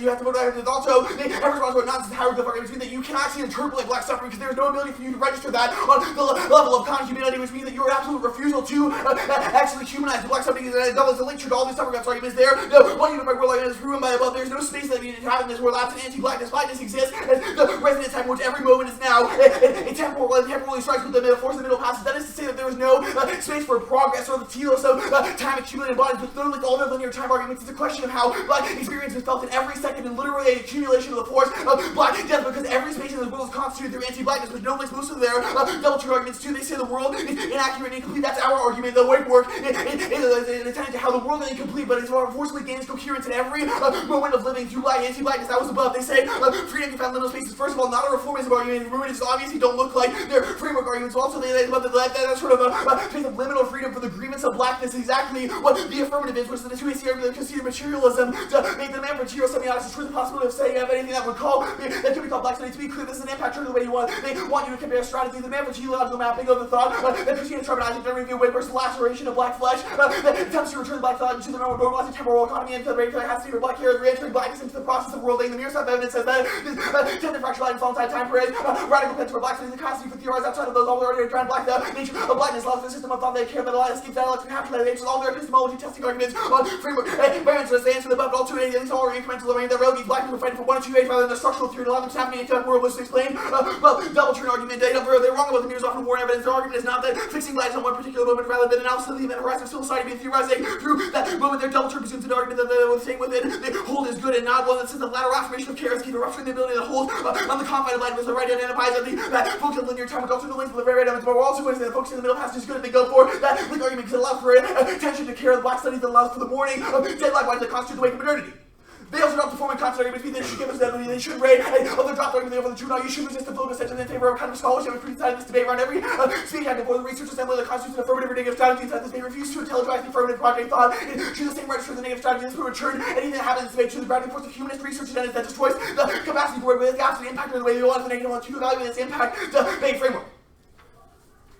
Their interim and active stance against black leaders are expected to jettison, abandon, and measure the waste of knowing with an act of systemic violence in the way that we get that happens violence happening in other third framework regarding the forces. Black debaters are the framework research that only foreclose possibility of non-humanistic black studies, but also forces the aptitude logic that seems to cohere themselves through black suffering. That wasn't the case debate only. And divest from that form debate allows for an encounter of blackness that's self-debate, radical, particularly affirmative status quo. This is an impact the idea of say even if they win the state's debate, that produces education will be impact the form that produces. For that reason, you shouldn't view this debate through a competing interpretation of what debate should be, holding the affirmative to model debates a violent process of world building that forces the affirmative to a fundamental option that gives coherence to an anti-black system of debate. You should instead decide whether what should have been done in this specific ground to the process of weight work and how you can ethically relate to a literal life and spatiality that's constituted through black death. The rule of battle is to vote for a team who best provides scholarship the best creates possibility of black care. You should use debate through as a retrospective of the value type scholarship that improves the consumer the debate pays. In the base space. Agonism, the process of agonism requires specific equivalent to ontological register that is being coherent. When they say we should have ontological register, that is our link argument. Their evidence frames agonism as a matter as a way of dealing with different aspects. Our argument is that difference exists as a requirement, or that for that difference to exist, the requirement of anti-black debate that gives differences coherence to some of the case debate. Their model of dialogue only applies to a thingly object to fungibilize the very terms of their discussion. That's Brady and 12. And they said there's a distinction between the deliberative argument, their argument. Their argument doesn't matter. That we are criticizing the idea of deliberative or dialogue spaces can be separated from their anti-black entities and then reforming that process would impact almost all of their inclusion arguments. Topical version, answering the identity affirmative to a symbolic economy anti-black vis-a-vis literal reform and institutionalization means that there's no risk of these arguments solving the affirmative. This argument is a violent laceration of black flesh that attempts to return the nonsense hieroglyph into a grammar of the human that violently polarizes black metaphysics. The aim force sideline the one sees politics of waver in favor of different form that its white mastery polarized. So the TVA and switch side arguments boil down to the same thing that is said to Black Lives Matter. I would have agreed with resistance so long as you would done it in a way that makes me comfortable. This isn't just a DH for the topical versus the out, but it's an impact turn to the concept of topical versus the out. The sparks evidence. You conceded the warrant for this code. That's actually important. Didn't answer that political spirits are racialized in ways that means discursive for nations are always been weaponized against black people because those affect spirits are inherently positioned towards white ideas of how argumentation, how affection works. You have to reroute these networks into against the violence of the state of the network. Black here that creates the only possibility for ethical decision making, and that also answers all of their switch side arguments. And there's no such issue. There's no possibility for ethical reciprocity along dialogue. There's no ability for ethical dialogue. On the register versus empathy is built upon the impossible lack. There's no lack of possible empathy between black and non-black debaters. Also answer the debate as a game argument because that game is not also going to be coherent debate because there is no equal participation. They would feel that you should fundamentally develop our description how the debate should be decided. That also answers testing. Alright, 5:28.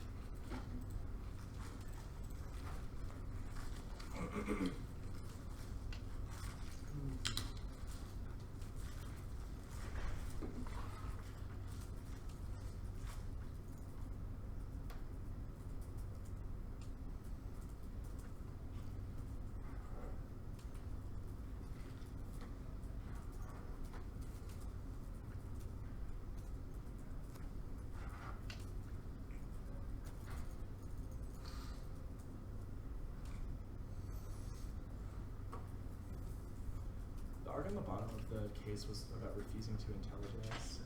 That was like. So it's just like materiality bad, basically. Like assuming that there can be a translation to material or teleological practices for blackness is bad. So.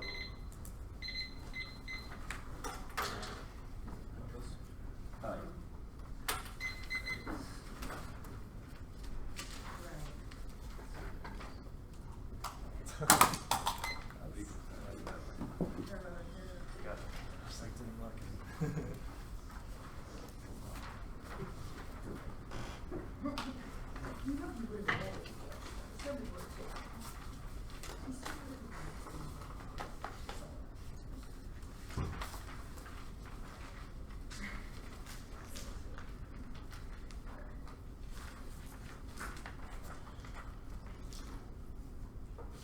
Okay, it's T and then the case.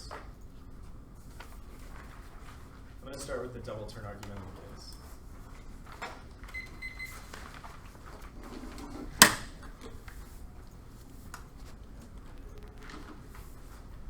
Is anyone not good?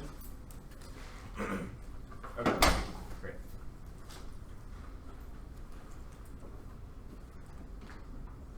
The one error makes a lot of technical concessions. One is the procedural impacts how we begin questions of theory precedes substance, which is not answered at all, which means that if we have arguments are worse for clash or fairness or the overall structure of the activity, you should go negative. They have dropped the class and fairness or intrinsic goods, which is the first argument of the 2NC overview. It's how all debates benefits or operational activities fun and educational because we can have robust, detail-oriented exchanges over a specific point of disagreement. There's a reason we all dedicate dozens of hours a week to this activity, but that research burden becomes unmanageable because the affirmative can always stretch their infinite prep advantage and always win, which guts have the incentive for the negative to do specific research. When that was also dropped, we wouldn't have the ability to do third and fourth line responses to things because the affirmative could always endorse some new cultural theory or new game or anything they wanted to play in the 1AC, which makes it impossible for specific negative research. The terminal impact is that good debates will not occur. Think of all the good debates that you've judged. They've all occurred because the negative has had a specific case neg to what the affirmative has said, and that has occurred because there is some bounding on what the affirmative, on the grounds that the affirmative has. They do not allow for that because they have no interpretation whatsoever for the topic. The second is the epistemology dissent, which is also dropped. Absent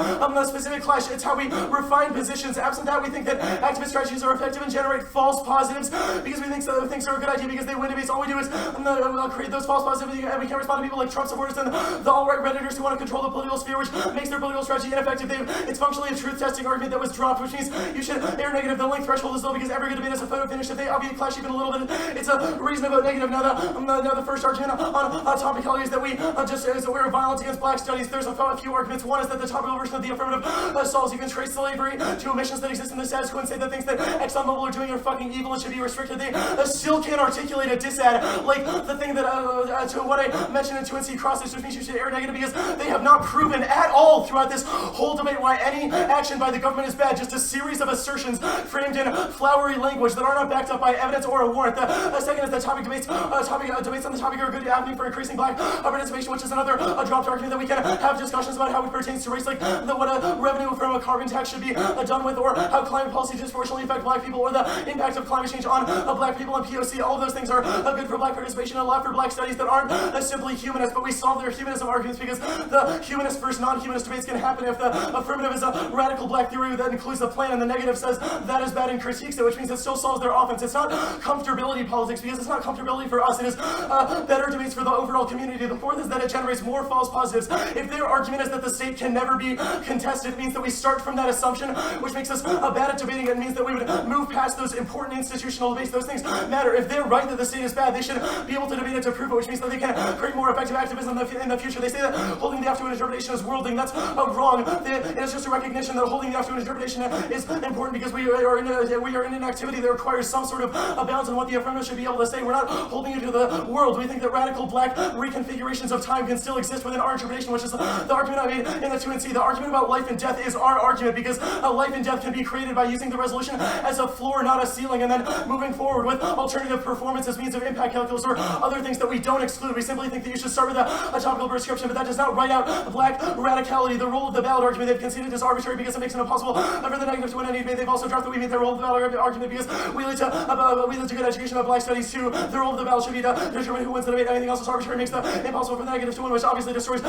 fairness and clash. The agonism argument. Agonism does not presume equity, which is the thesis of the Brady evidence. They have conceded the Spence evidence and the mock evidence, both of which are independent disads to the F that you can vote negative on because they were examples of black people engaging in movements that are effective for them and have created institutional change. The Spence evidence cites things like people in Jackson, Mississippi, and Maryland who fought to kill a prison and other areas who instituted political reforms and used political mobilization to resolve the problems of anti-blackness. They trade off with that because they said that those things couldn't happen under their interpretation. We do not presume equality, but we don't think that ontological structures prefigure all relationships. They've also dropped the mock evidence, which says that people in Spartansburg, South Carolina, the Mississippi Conference of Black Mayors, and other areas have used environmental justice by targeting the state as effective, which means their rejection is paternalistic because it says that those forms of black resistance are not valid, but also trace off with the rest of the affirmative. The topical version of the office also the rest of the arguments about agonism are wrong. The Windbach evidence says that we recognize inequality exists within a democracy, but we're not deliberative democracy because we don't assume that everyone has equal access to the political sphere. We just think that those things can be reformulated eventually. The argument of the topical version of the pulverizing anti-blackness is wrong. It's not comfortability for us, it's better rates for everyone. There's no particular impact calc there that you have to be required to, which means that you can still include discussion of black radicality. The Mirzawaf evidence is a good example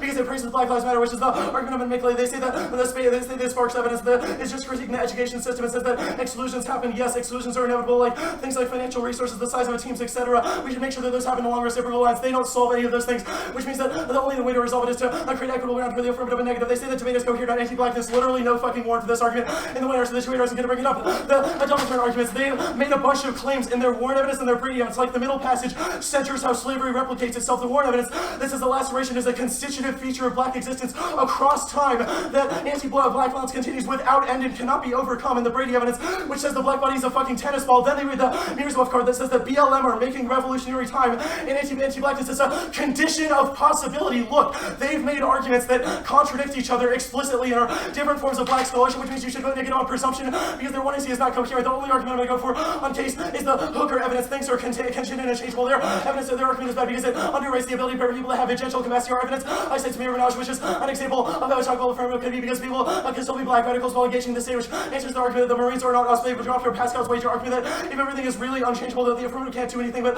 all people have agential capacity. It also answers the rest of their Warren and ontological death arguments because those things start with a rigid presumption that everything in the future will occur the same way, which they can't prove, but they can't follow, they can't falsify. They also calcify those existing social relations, and the examples from the Spence and mock evidence disprove it.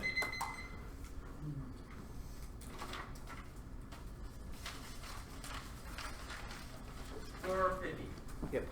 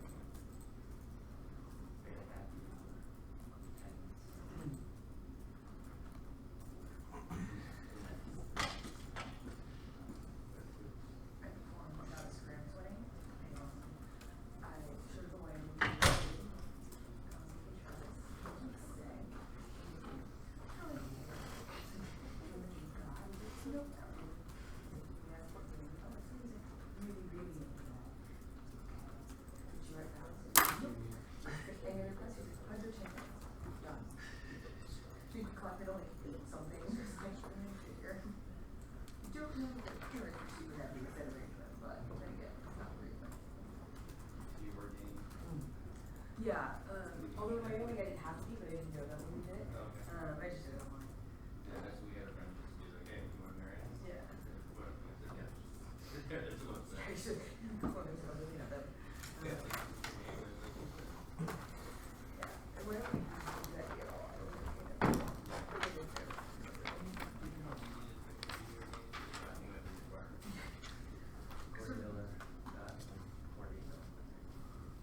Yeah. Yeah, I was trying to get into them now, but then you just too busy and you need health insurance now. There's a pragmatic up in here. Yeah.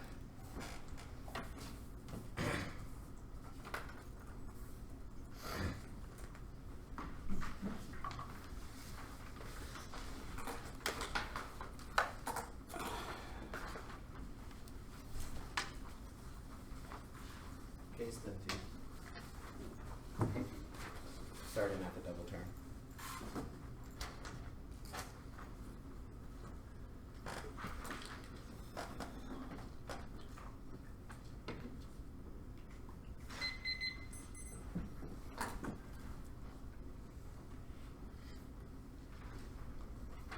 Is it ready to go? This double turn argument makes no sense to warrant evidence doesn't say that nothing is possible, rather that the world holds no possible value for blackness. The mere self-evidence agrees. And literally says that black lives for black lives matter, there must be situated in this outside of space and time that creates the conditions for radical possibility. We think that the suspension of this forward progress of time is exactly what we work as beyond refusal to orient our thoughts towards the future, or rather towards the always already dead drowned black body soon and weaker modernity of things are changing. Well, you should ask yourself where exactly can I go in a world that isn't premised on black objection? They haven't extended any of the right evidence, which means they have conceded that anti-blackness is ontological and structures the way in which the modernity actually operates. So if we win that fundamental thesis claim, then any way that you can cohere in the negative ballot would be operationalized through anything through an anti-black register. They have conceded that the very space that we are in is constituted through blackness, through the conditions for progress that they would come to come out of this place would always be premised upon black. Therefore, our argument is that the conditions that allow for that agency is wake work. Their history arguments are fucking silly. Our argument is the premise, and this premise is exactly one that anti-blackness can be evidence of my history is outside of the conditions of language, outside of the conditions of time, and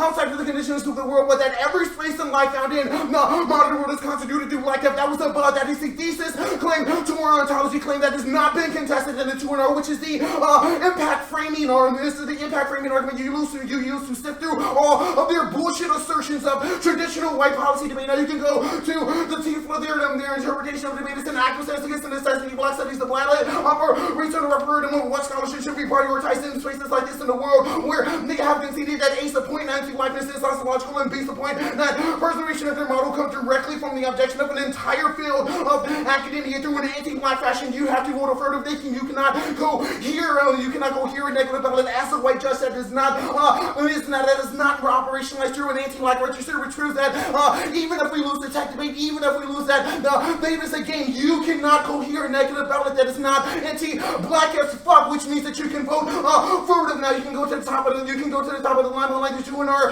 has conceded that even if the debate is a game, we should not play that game with those rules. That those rules are anti-black. What they have conceded is the fundamental, the way in which they have conceded is the fundamental grounding of the way in which metaphysics operate, the way in which the world operates, the way in which modernity operates. You cannot think outside of the register of anti-blackness, which proves that even if they win this stupid debate is a game argument, then that game should be rejected and are actually prioritized, and we should centralize black studies inside of spaces like this so we can create the possibility for a lateral affirmation of care that breaks outside of the whole, that allows for a possibility or the ability to think blackness alongside of agency. They say this allows for infinite cultural theories. So fucking what? Even if it allows for infinite cultural theories, you can see that these sharp evidence that indicates that it was never the responsibility for white liberals to have to justify their existence inside of the world. This sharp evidence indicates that their entire model of debate indicates that black people are always forced into the position that runs counter to what they know as the only black person in the room theorizing about blackness. You should surrender to my blackness and accept this understanding that the world is fundamentally anti-black, especially when they conceded that fundamental thesis claim that sharp evidence takes this further indicates that we are always put into a position where we have to object, and we'll have to object our blackness, object what we know, object the possibility for being in the world, object anything for the condition, for the preservation of their white space, which they've conceded the empire turn to. They say good debate won't happen, that good debate doesn't happen in the first place because those debates are fundamentally premised on an anti-black register. We want to inject black studies into the possibility of this debate space to allow for a possibility for a non-one and not the role of the justice of routine that's right. Scholarship that creates a possibility for black hair. You should be use debate. That's a referendum on the type of scholarship that gets produced inside of this space. They want to preserve the white vanguard liberal bullshit of the academy. We want to rupture the way in which that academy structures itself off in an anti-black register. That is a thesis claim they haven't understood. They say that epistemology that calls for a false positive is the truth testing claim you conceded. The empire turns to that truth testing that is only done to the black body, to the ability to have to test that blackness, to test that ability to be inside of the academy. There's sharp evidence says that is a violent laceration of the black flesh that we should place ourselves in rejection to. They've conceded that empire turn now. They say the T version of the assault, the entirety of the 1AC. You conceded that the T version of the affirmative is necessarily a violent mapping onto the hieroglyphic of the flesh that causes a laceration that is necessarily a humanizing condition, which is uniquely anti-black, that you should place yourselves in resistance to. That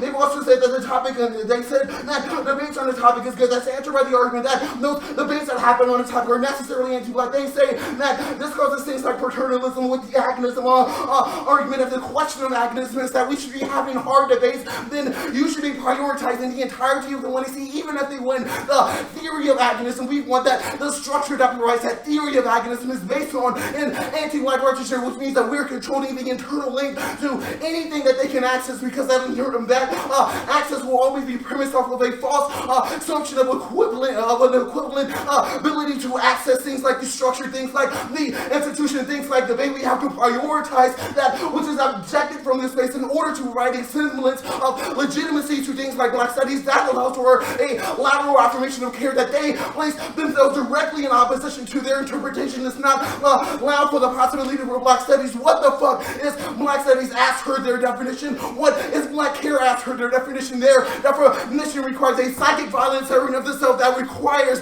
those black bodies to disconnect what they know and how they are and who they are in the world in order to provide their view of the world legitimacy. Hey.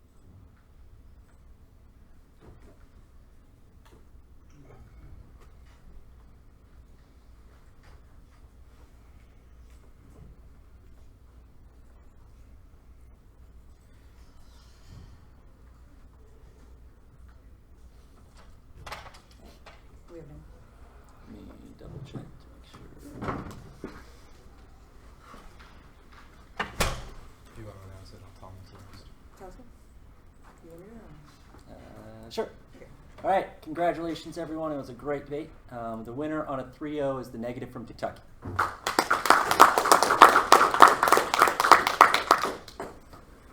I can start.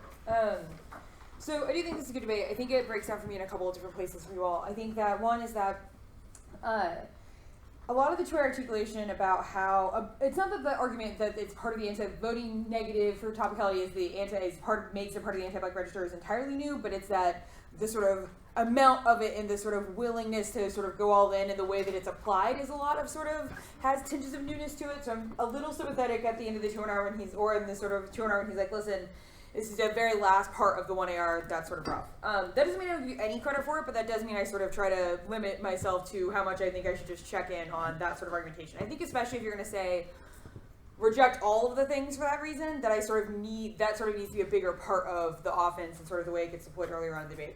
More importantly, probably a couple of things. One is that I actually am not sure that they link entirely to this argument, so I think there are a couple of places where they're making nuance where you need more inroads. One is that their agonism argument, they're pretty clear, says that it doesn't require the presumption of absolute equality or that even people have equality of circumstance, which means that if you want to win to sort of claim that that's true, I think you need to be doing more sort of work that talks through their evidence and talks through their examples when they're sort of like, look, we get that people don't have equal access to politics, they don't have equal access to stuff, they don't have equal access to rights, right, or they don't have equal access to anything. That doesn't mean we have agonism, and they sort of explain that there are times when people have sort of engaged in those processes, communities who have engaged in those processes with the state. So I'm not sure that assumption that that's what it does is totally accurate. The other one is that I think that there's at least a small risk, or medium-sized risk, maybe I guess I should say, that the topical version of the AF, which is, they have several sort of examples of, one of which is punish sort of people like ExxonMobil for part of what they did, in terms of emissions and slave trade, and say that the government doesn't require you to say that the government is good necessarily, or at least that I'm not sure why having the topical debate about those kinds of things crowds out black scholarship or the radical parts of time or the sort of anti-humanist discourse that the 1AC sort of presents. I think that there are some arguments about this earlier on in the debate. I think they sort of fall away. In 2AR, you're sort of like topical version of the AF is a laceration. It's sort of the humanitarian place, and it means that there's no form of sort of resistance, and there's no ability to sort of do those things. I'm not sure why that's true in the context of any of the specific things we're talking about. So I have a hard time sort of resolving that in the way that I think you probably want me to. The third argument that I think that they have that I think makes it difficult for me to sort of vote on this totalizing impact turn claim is that rejection sort of in its totality of all of the state things or all of these sorts of discourses becomes vaguely paternalist, and I'm not sure that I think that that's a great argument, but I do think it's an argument that needs some sort of more response to it, and I need some sort of real grappling with what it means to sort of make this decision in its totality. And I think if you're wanting a crowd out argument that's more clear to me, then this probably goes away, right? Because you can say it's not about us always choosing one thing, it's in fact that your choices crowded it out and that's bad. So ultimately I end up thinking that there's that they win a pretty substantive set of defense to sort of your biggest pieces of offense, and that on top of that there's at least a pretty solid argument at the top about why debate becomes better with clash, right? They have these arguments about why we get deeper, sort of more nuanced debates in the third and fourth line styles of argumentation, and that sort of leads to more engaged, more educational debates, and I think that that's sort of enough of a thing for me to vote on, absent sort of a big piece of offense by the affirmative. I think the affirmative won that wake work can be productive, or is productive. I think the biggest thing for me is lack of defense against some of these claims by the negative. Two things kind of stand out for me. One is that the affirmative has kind of, earlier on in the debate, you were kind of like, you should be prepared for this. And that kind of fell away as the debate progressed. And so when they're going for, we couldn't test your AF because you could just pick any theory, and you don't have much of a role for the negative in the later speeches, I think there's a pretty big defensive claim that I should maybe be skeptical of the claim that wake work can be productive. And I think the other big problem for me is that the affirmative has made and listed 5 or 6 examples of where environmental justice has remediated some harm, And what I needed from you all was an extension of your arguments about suffering. You all pointed out that there's kind of a double turn between these pain narratives and the pain criticism and the environmental justice arguments. And I felt like that was a great argument. And I felt like if that had been continued throughout the debate, that is kind of some of the answer to some of these environmental justice localized movements. But in the end, I felt like there was some likelihood to be productive when we run towards the state, even if the state is an unethical actor. In other words, we need to strategically use it. The big kind of recommendation is I would really have liked a direct refutation to the topical version. I would have had a very difficult time voting for you all and turning to them and saying, here's where they answered it on point. And maybe an example or an explanation about why this form of liberalism is the worst form and what that means. I have 3 quick suggestions for the AF, 2 for the neg, and then I'm going to turn it over to Mr. Varda.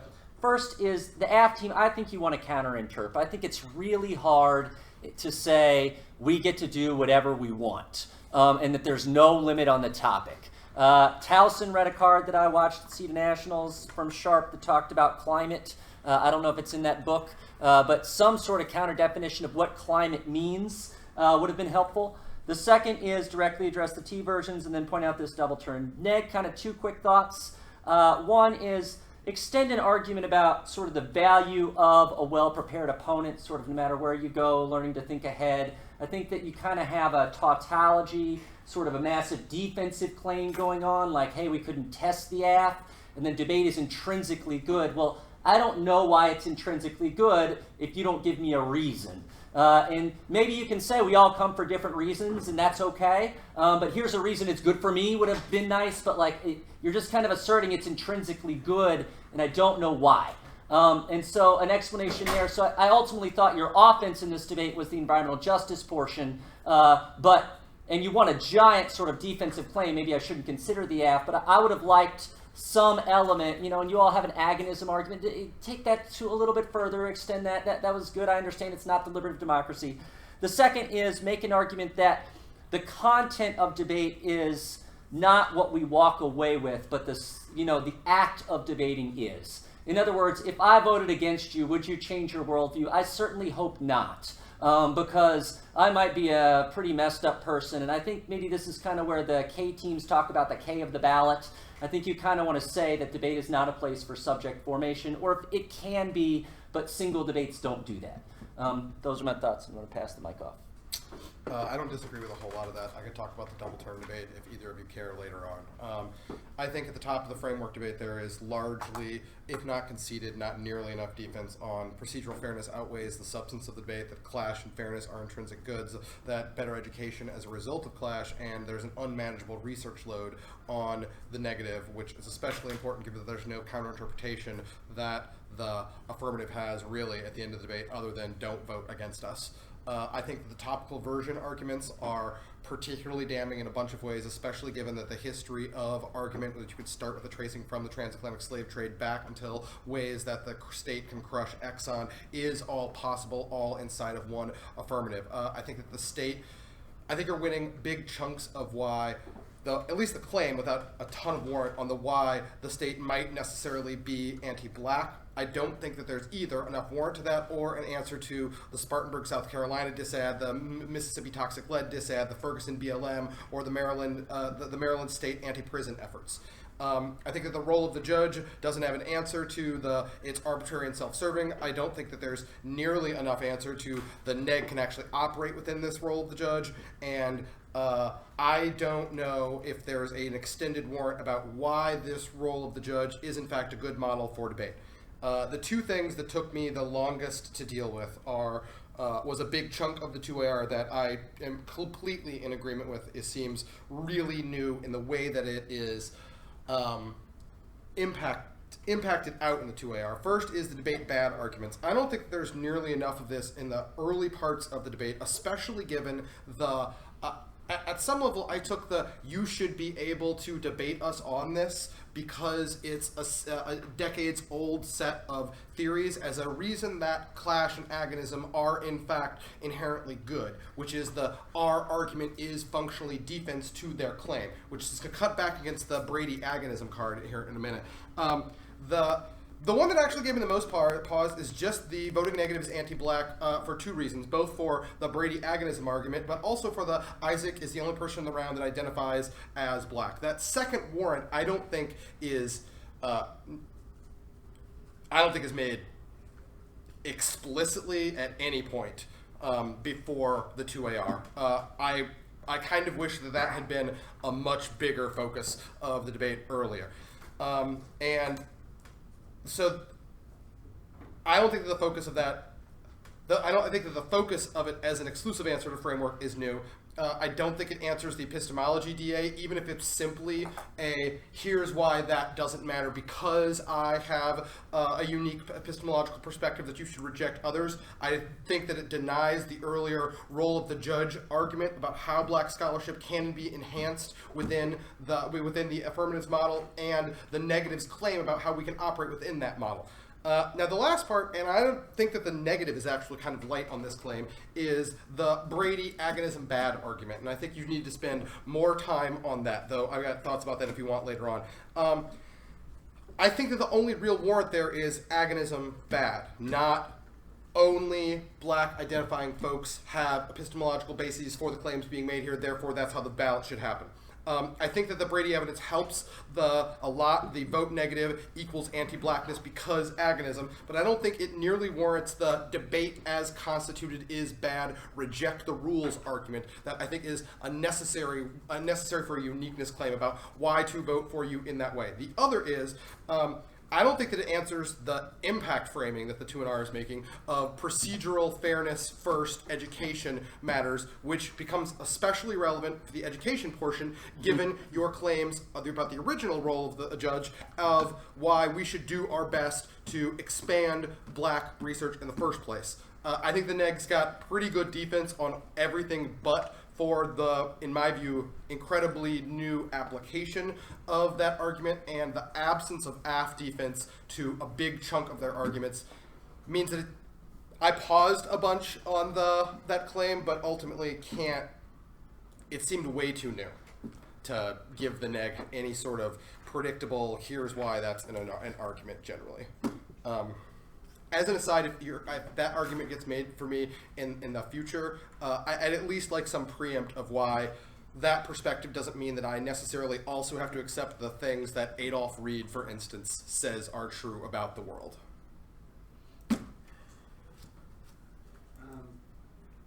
You said that you had 3 recommendations instead of 1. It's because I had repeated the other 2 earlier. That's all right. Yeah, no, it was a counter-interp, directly addressed the topical versions, and then the images of suffering double turn with environmental justice. Oh, okay, yeah. Sorry, just misunderstood what you said. I guess the one question is that one argument we thought about going for, but was like I guess kind of like the 2AR was this like argument that holding the affirmative to a model of debate is like another violent process of worlding that forces black scholarship to sort of provide a fungible object for a coherent model of debate, which is anti-black. Would that argument have been persuasive in the 2AR, or is it just? It's yes, and what model are you positing? Well, that's sort of the question, right? It's like why should the affirmative have to posit a model of debate? Because that's a violent process of worlding. Well, you have posed a model, whether you like it or not, which is that there should not be a limit. You were pretty explicit about that in the cross-ex. So I think it's always, for me, it either has to come to they've done something in this debate that is problematic, but I don't think that you can get away from the fact that you have posited the model when you answer that cross-ex question. I think part of it, if you want to lessen that to some extent, is to sort of be like, look, we defend what, there is no current model in which every single debater debates right now, right? Everyone sort of does, and this is what their problem is. Everybody sort of does what they want to do, or can do what they want to do. That's still a model, right? I think Jacob's right. To some extent, that is like a way we do things. But I think you can sort of muddle through that a little bit easier. That might be a way of sort of lessening the link distinction there. Okay. And then double turn argument. The stuff that you had said that you could get to later. Oh, I mean, I think the app is, I'm going to use the word right here because a whole bunch of this requires a ton more involvement, I think, from me to sort through a bunch of this evidence. Y'all are random side way too fast on this argument in order to pull this out, because I don't think it's nearly explicit as you want it to be. But I think there's two foundational reasons. First, I think the neg is fundamentally conflating the linearity of time with a progress narrative, and I don't think that you're necessarily connecting those in a way that makes it, for me, an obvious, oh, these things can't possibly be coherent with one another.